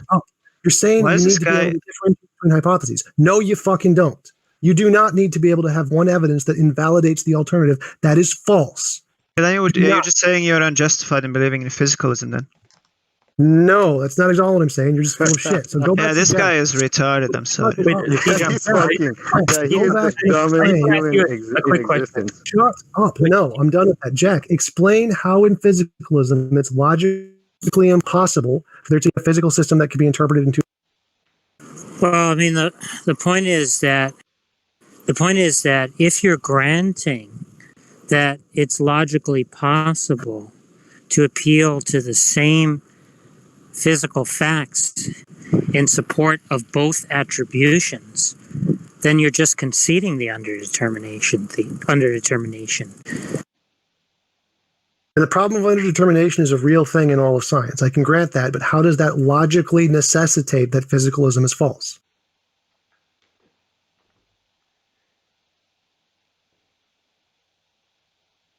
Philosophy of science. Cut out. Cut out. I couldn't hear you. You said philosophy. You're still cutting out. Sorry, I'm not talking about underdetermination with respect to two scientific theories, right? I'm saying that the very same physical if you concede that the very same physical facts, right, that are supposed to be what grounds the attribution of one of the intention to follow one rule, right? If those very same facts can be appealed to ground the attribution of the intention to follow the opposite, the other rule, where the agent is performing that rule incorrectly, then you're just conceding that the physical facts underdetermine the facts about the rules, the fact as to which rule is being followed. In this hypothetical you've made up, does not logically necessitate physicalism is false. That's just this hypothetical world that you've made up. This is the case. No, but you're conceding that that's true in this world by saying that there's no logical bar, because you're granting that there's no logical bar to appealing to the same. I don't know of one. I'm not saying there isn't one. I'm saying there is a logical bar. It's going to be some physical fact we don't know of. I don't know what the physical fact is. There is in this universe going to be a bar. I don't think you understand what I mean by a logical bar, right? Okay, the point is there's no logical. What I mean is there's no logical contradiction involved in the same. In appealing to the same set of physical facts, right? You can grant that. There's no logical contradiction in unicorns. That doesn't negate a non-unicorn universe. So how does that negate logically that physicalism is false?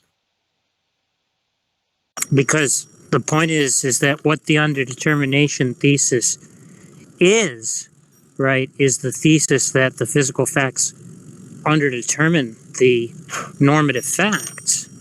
And that just entails that physicalism in is... our universe, the physical facts underdetermine the normative facts. That is the claim, is that in our universe, this is the case. Unless you can demonstrate that that is the case in our universe, I can just claim there are other physical facts we haven't discovered yet which do determine it. This idiot doesn't realize he just conceded.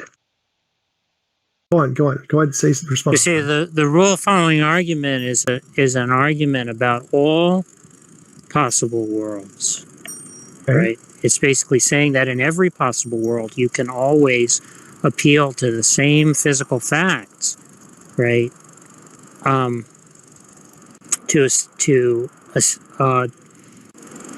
To attribute either one rule being followed by the agent or the other rule being followed by the agent incorrectly. And I'm saying that is false. That is not the case. It is not the case that that is true.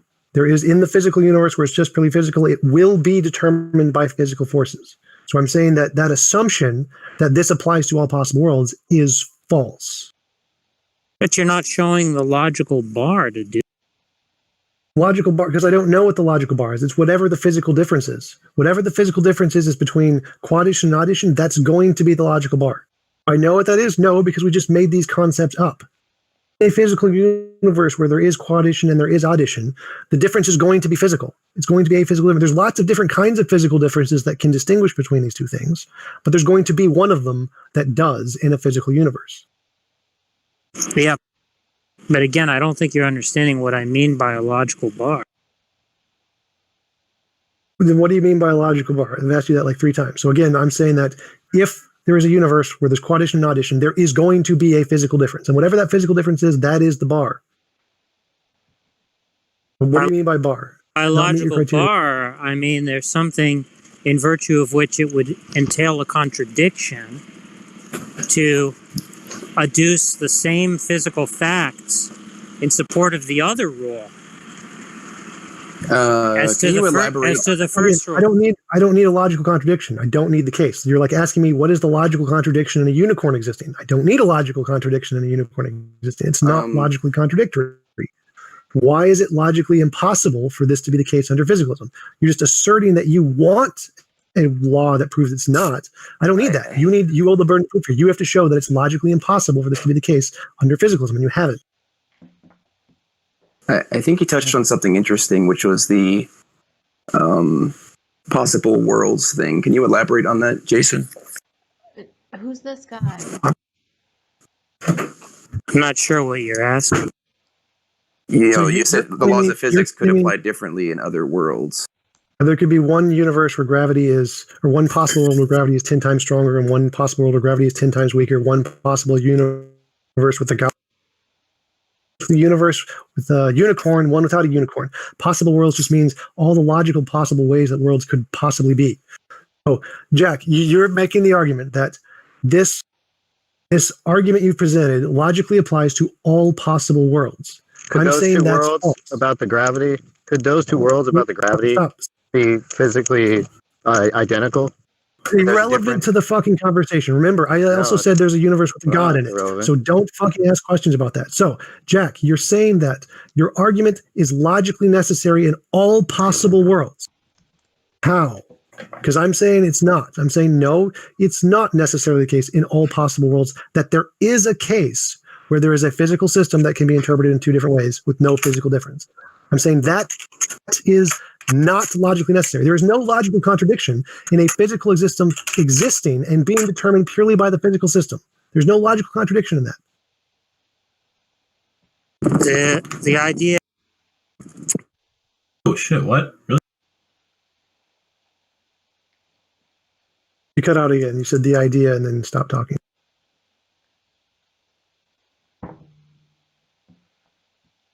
Jack, you still there? Well, we didn't fall down on his.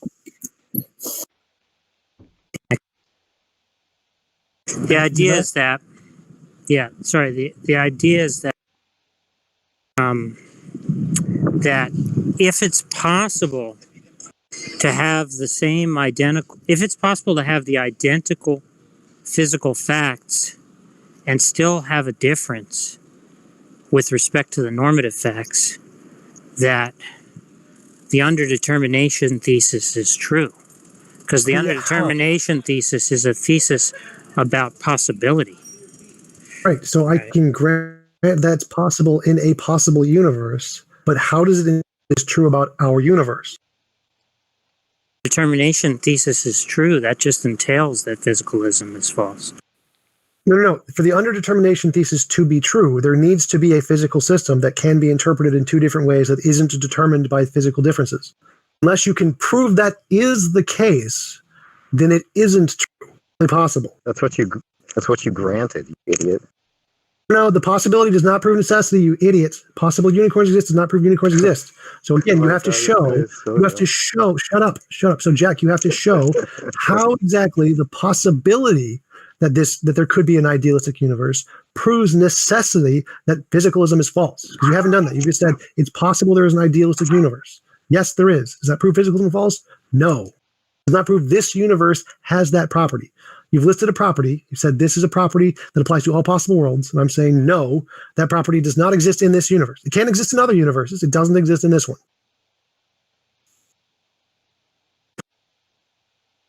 It means that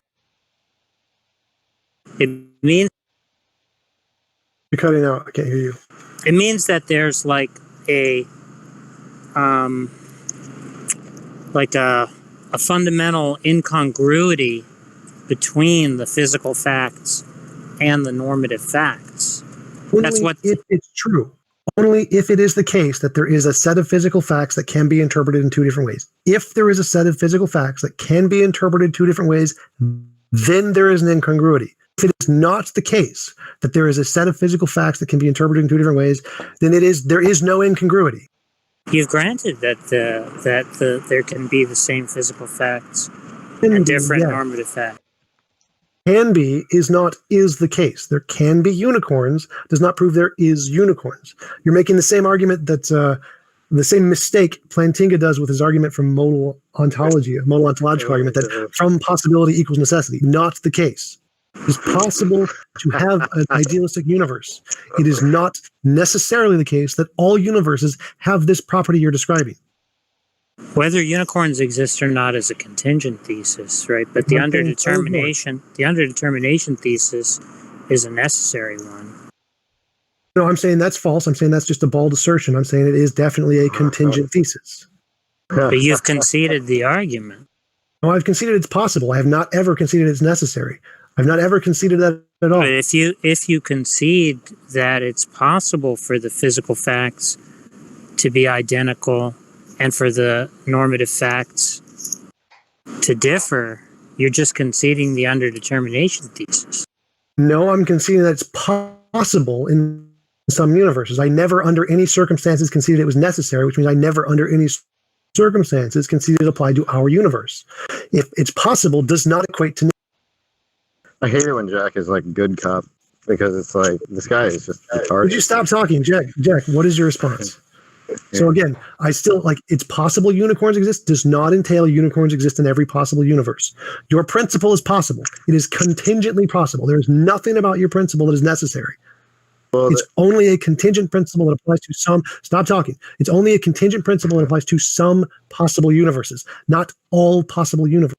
Is it possible that unicorns exist? I'm done talking to you guys. You guys are all idiots. Jack, what is your stop? That world is identical. Stop. Doesn't matter. This is not a point. Jack, what is your response?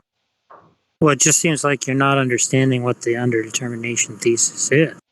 I understand it. I just think it's begging the question. I don't give a shit. So if it's only contingently possible, you asserting that it's necessary is just garbage. I don't care if you assert it's necessary. It's not. It's contingent. It is contingently possible that there is a physical system that can be interpreted two different ways by a different non-physical fact. Is it necessary in all universes? No, obviously not. I don't know what you mean by obviously not. Like saying, is it logically impossible for there to be an apple? No, it can be an apple. Is it logically impossible for there to be a universe without unicorns? No, it's clearly logically possible. I mean, is it logically possible that all the physical facts are determined by other physical facts? Yes. The difference is the difference, Jack. Don't you know the difference? No fucking difference. Stop talking. So, Jack, do you see the point? There is no logical contradiction. Stop talking. Stop talking. So, Jack, there is no logical contradiction. Stop talking. So, Jack, there is no talking. I'm not sure. Would you shut up? Holy shit, you idiots. So, again, there is no logical contradiction in a universe existing, which is purely physical, does not have two interpretations. Every possible interpretation is just determined by a physical thing. There's no logical contradiction in that. It is logically possible. I think your view has a contradiction, though. I don't care what you think, Jack. Yeah, I mean, if you say that, I mean, the point is, right, that you don't have you aren't able to point to some logical obstacle, right? No, I've already granted the possibility. That does not help you at all because possibility does not entail necessity. So if you grant the possibility, is it possible to have a physical system that is purely physical and every interpretation is determined by the physical things in it? But if I can appeal to the same physical facts to attribute the other rule. No, I granted that part of the argument. Is it logically possible for there to be a physical system where you can't do that? But Tjump, it's logically impossible for there to be a world where one is physical and one is non-physical. I'm done with you. Jack, is it logically possible for there to be a physical system which is only interpretation is purely determined by its physical processes, physical parts? Is that logically possible?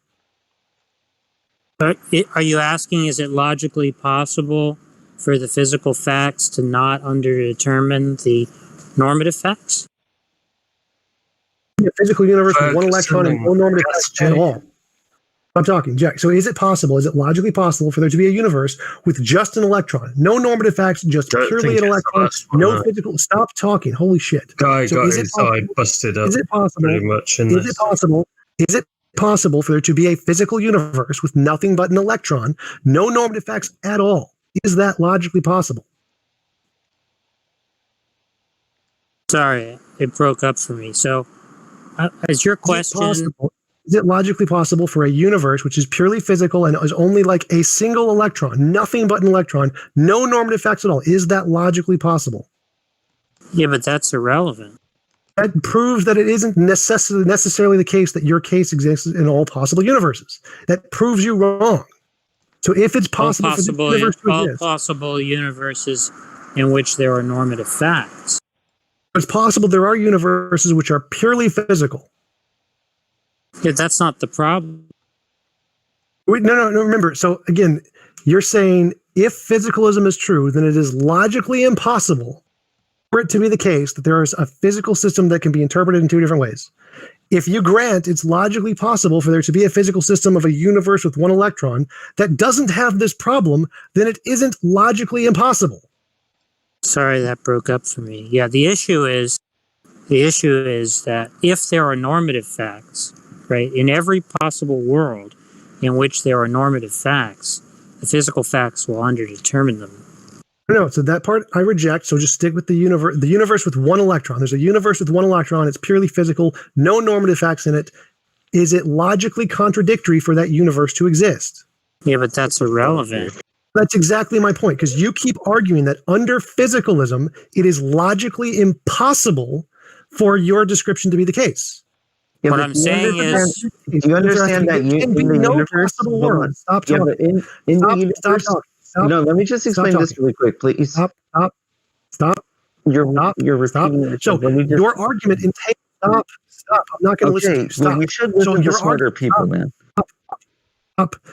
Again, so Jack, your argument entails that all possible worlds cannot ever this be the case. It is logically impossible in all possible worlds that there is a physical system that cannot be interpreted. If it is not logically impossible, then it is only possibly the case, not necessarily the case. What means that physicalism does not entail that it is logically impossible for there to be a physical system that can be interpreted two different ways. That proves your argument wrong. It is not logically impossible under physicalism. What the conclusion of the argument is that in every possible world in which there are normative facts, those normative facts will be underdetermined by the physical facts. Right, I'm saying that's false. They're all going to be determined by physical facts. Like, you have not presented a single normative claim that can't be determined by a physical fact. Well, you conceded the point, though. Oh, again, I've proven you false. I can grant its possibility without granting its necessity. It is possible there is a universe where normative facts are non-physical. It is possible there's a universe where there's nothing but physical facts. We can one. That's how possibility works. But there's no logical bar to... No, I've already covered that. The logical bar is the physical difference. If you're in a universe with idealism, there's going to be some idealistic new non-physical property. If in a universe with just physical things, it's going to be determined by the physical thing. There is always going to be a difference. By definition. Yeah, Jack, the difference is the difference. Don't you know the difference? Oh, idiot. Again, that does not fucking help your case. So, again, if it's logically possible, Stop. If it's logically possible to have a universe with nothing but physical facts, just an electron, that proves your argument wrong, because it can't be necessarily the case that your principle applies to all possible worlds. It is not the case. So since there can be a world which is purely physical, we can conclude that we could be in one of those worlds that is purely physical, and our normative claims are also determined by the electron, by the physical properties. There's no logical contradiction there, because we know it's possible for a purely physical universe to exist. Do you drive ever? Why are you talking? I just want to know, like, if there was like a wall. Why are you talking? If you would just run straight into that fucking wall. I don't care. It just seems like there's no reason. Damn it, Canadian Catholic, mute these trolls. Canadian Catholic, mute the fucking trolls. Jack, do you understand the point? Is that if you are claiming that it is a logical necessity that your principle is true in all possible worlds, and I can give a single possible world where it's not the case, then that means that my hypothesis of physicalism doesn't invalidate yours. It's not a logical contradiction between the two. They can both exist in two different universes at the same time, and both. One does not apply to all possible worlds. One does not negate the other. He's not going to spin his wheels, this asshole. Why are you still talking? You're just a fucking idiot. We got a high school education. Jack, how long are you going to spin your wheels with this asshole? Talking. Jack, do you understand the difference? If I can show it's logically possible for just a physical universe to exist without your principle, then your principle isn't necessary in all possible worlds. So Watch, if I talk, he's going to tell me to stop talking and then say the same thing. Why are you still talking?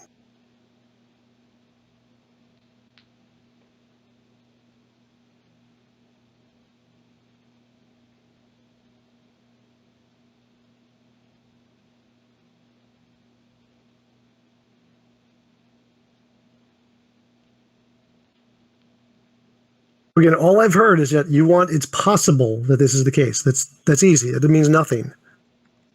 Doesn't mean it's necessarily your argument. Said that it was a contingent fact. Like the idea that an electron, it's possible that there's only a world in which there's an electron, or it's possible that there's a unicorn. These are contingent facts. But there's worlds in which, there are bachelors that are unmarried, but that's going to be true in every world in which there's a bachelor, right? That's the argument, is that his argument is not necessary. His argument is a contingent fact. You're just the dumbest human in existence. You're a fucking moron. Stop talking.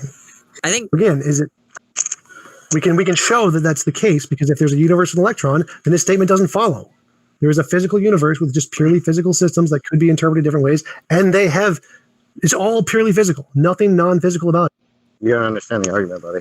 But if you're forwarding another world in which has all the same physical facts as this one. I didn't say anything about the same physical facts. Did not say that at all. I said if there is a universe with an electron, and that's it.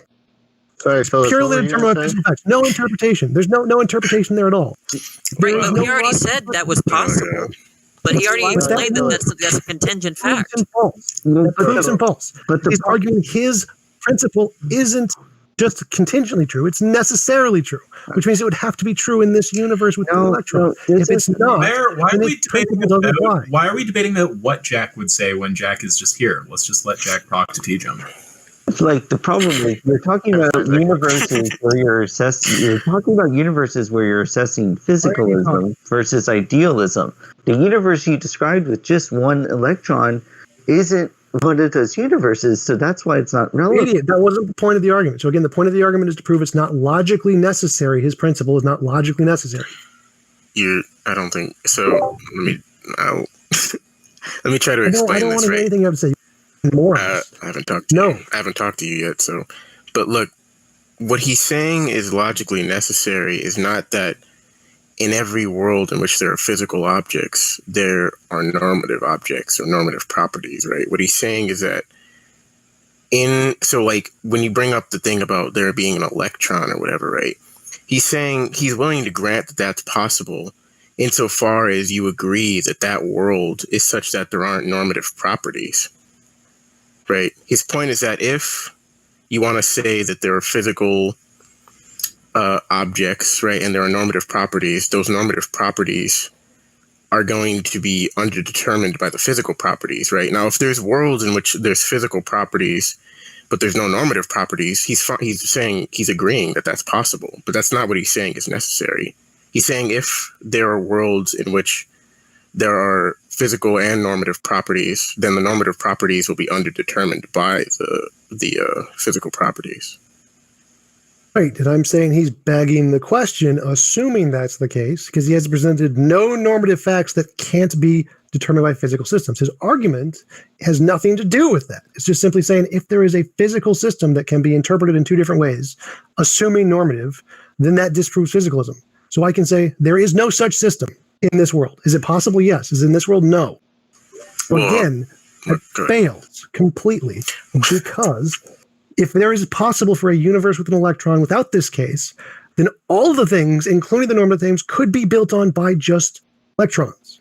The normative claims could be determined by electrons, and then we just have a universe of physicalism without this property. So if there is a universe with just a single electron that can exist without this property, and we can just keep adding electrons to get the universe we have now, we can get the entire universe without this property he's describing. See, Phyllis, the problem that you're having is that, he's trying to show that bachelors or unmarried men are going to point to a universe with no bachelors in it. So point to a universe with no bachelors in it. So he doesn't establish the necessity. Stop.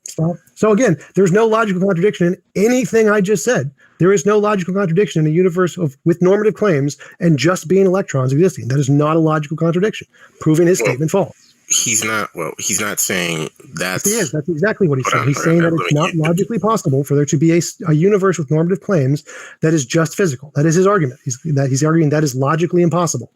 He's saying, nope, it's purely logically possible. Well, but if that's what you're saying, then you're just begging the question.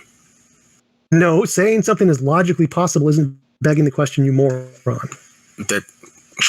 No. I'm saying you're begging the question against his argument. You're a fucking moron. I'm saying you're begging the question against his argument. That's what his argument is doing. No, again, it's not. His argument is begging the question because it's assuming that is necessarily the case in all possible worlds. It's not the case. Well, no. But that's why I made the distinction, right, that I did earlier, right? He's saying there's a world in which it's possible that there's just an electron, right? He's just repeated everything you just said. Is it possible for there to be a universe with normative claims that is purely physical? His answer is no. His answer is that is a logical impossibility. I'm saying obviously fucking not. That's stupid. It is definitely logically possible. And I described how. Well, wait, how is it logically possible? It's like with the brain example where I described how two brain states can be talking about math things, the algebra, arithmetic, or whatever the other one was, the Q one. It's possible because the physical determination doesn't come from that particular brain set. It comes from a different change in somewhere else in the system. It's still determined by someone else. That's how he showed it, by asserting it, Phyllis. What don't you get? You're a fucking moron. That's how logical possibility works. It's like, assert it, not a contradiction. It's possible, dumbass. That's how logic possibly works. Good job, dumbass. So again, there is no logical contradiction in a universe with normative claims existing that is purely physical. There's not a logical contradiction proving it. Game over. Tjump. I have a question for Josh. How long have you been doing this? 2.5 hours. I'm starting to get bored. Can somebody go in for the kill so I can we end it? Come on. Fox hasn't talking. Oh, Fox is definitely. Yeah. I crushed all you guys. You guys are fucking morons. This is a really obvious example that just proves you're wrong. Jack and them aren't gonna finish it off. Yep. I'm about to finish it off right now because you guys just got destroyed for like 3 hours because you're fucking morons. It's obviously there is no logical contradiction. There's no logical contradiction in a world existing that is purely physical and has normative claims. Perfectly fine. No logical contradiction there whatsoever. So again, that proves his argument false because his argument entails that would be a logical contradiction, and it's not. What do you think going for the kill is not repeatedly showing a person contradicting themselves? What do you, I mean, I don't know what you... There, I said something. Now I don't have to say anything for like another fucking 6 months. Jack, how are you not infuriated? This is like the weirdest thing to me.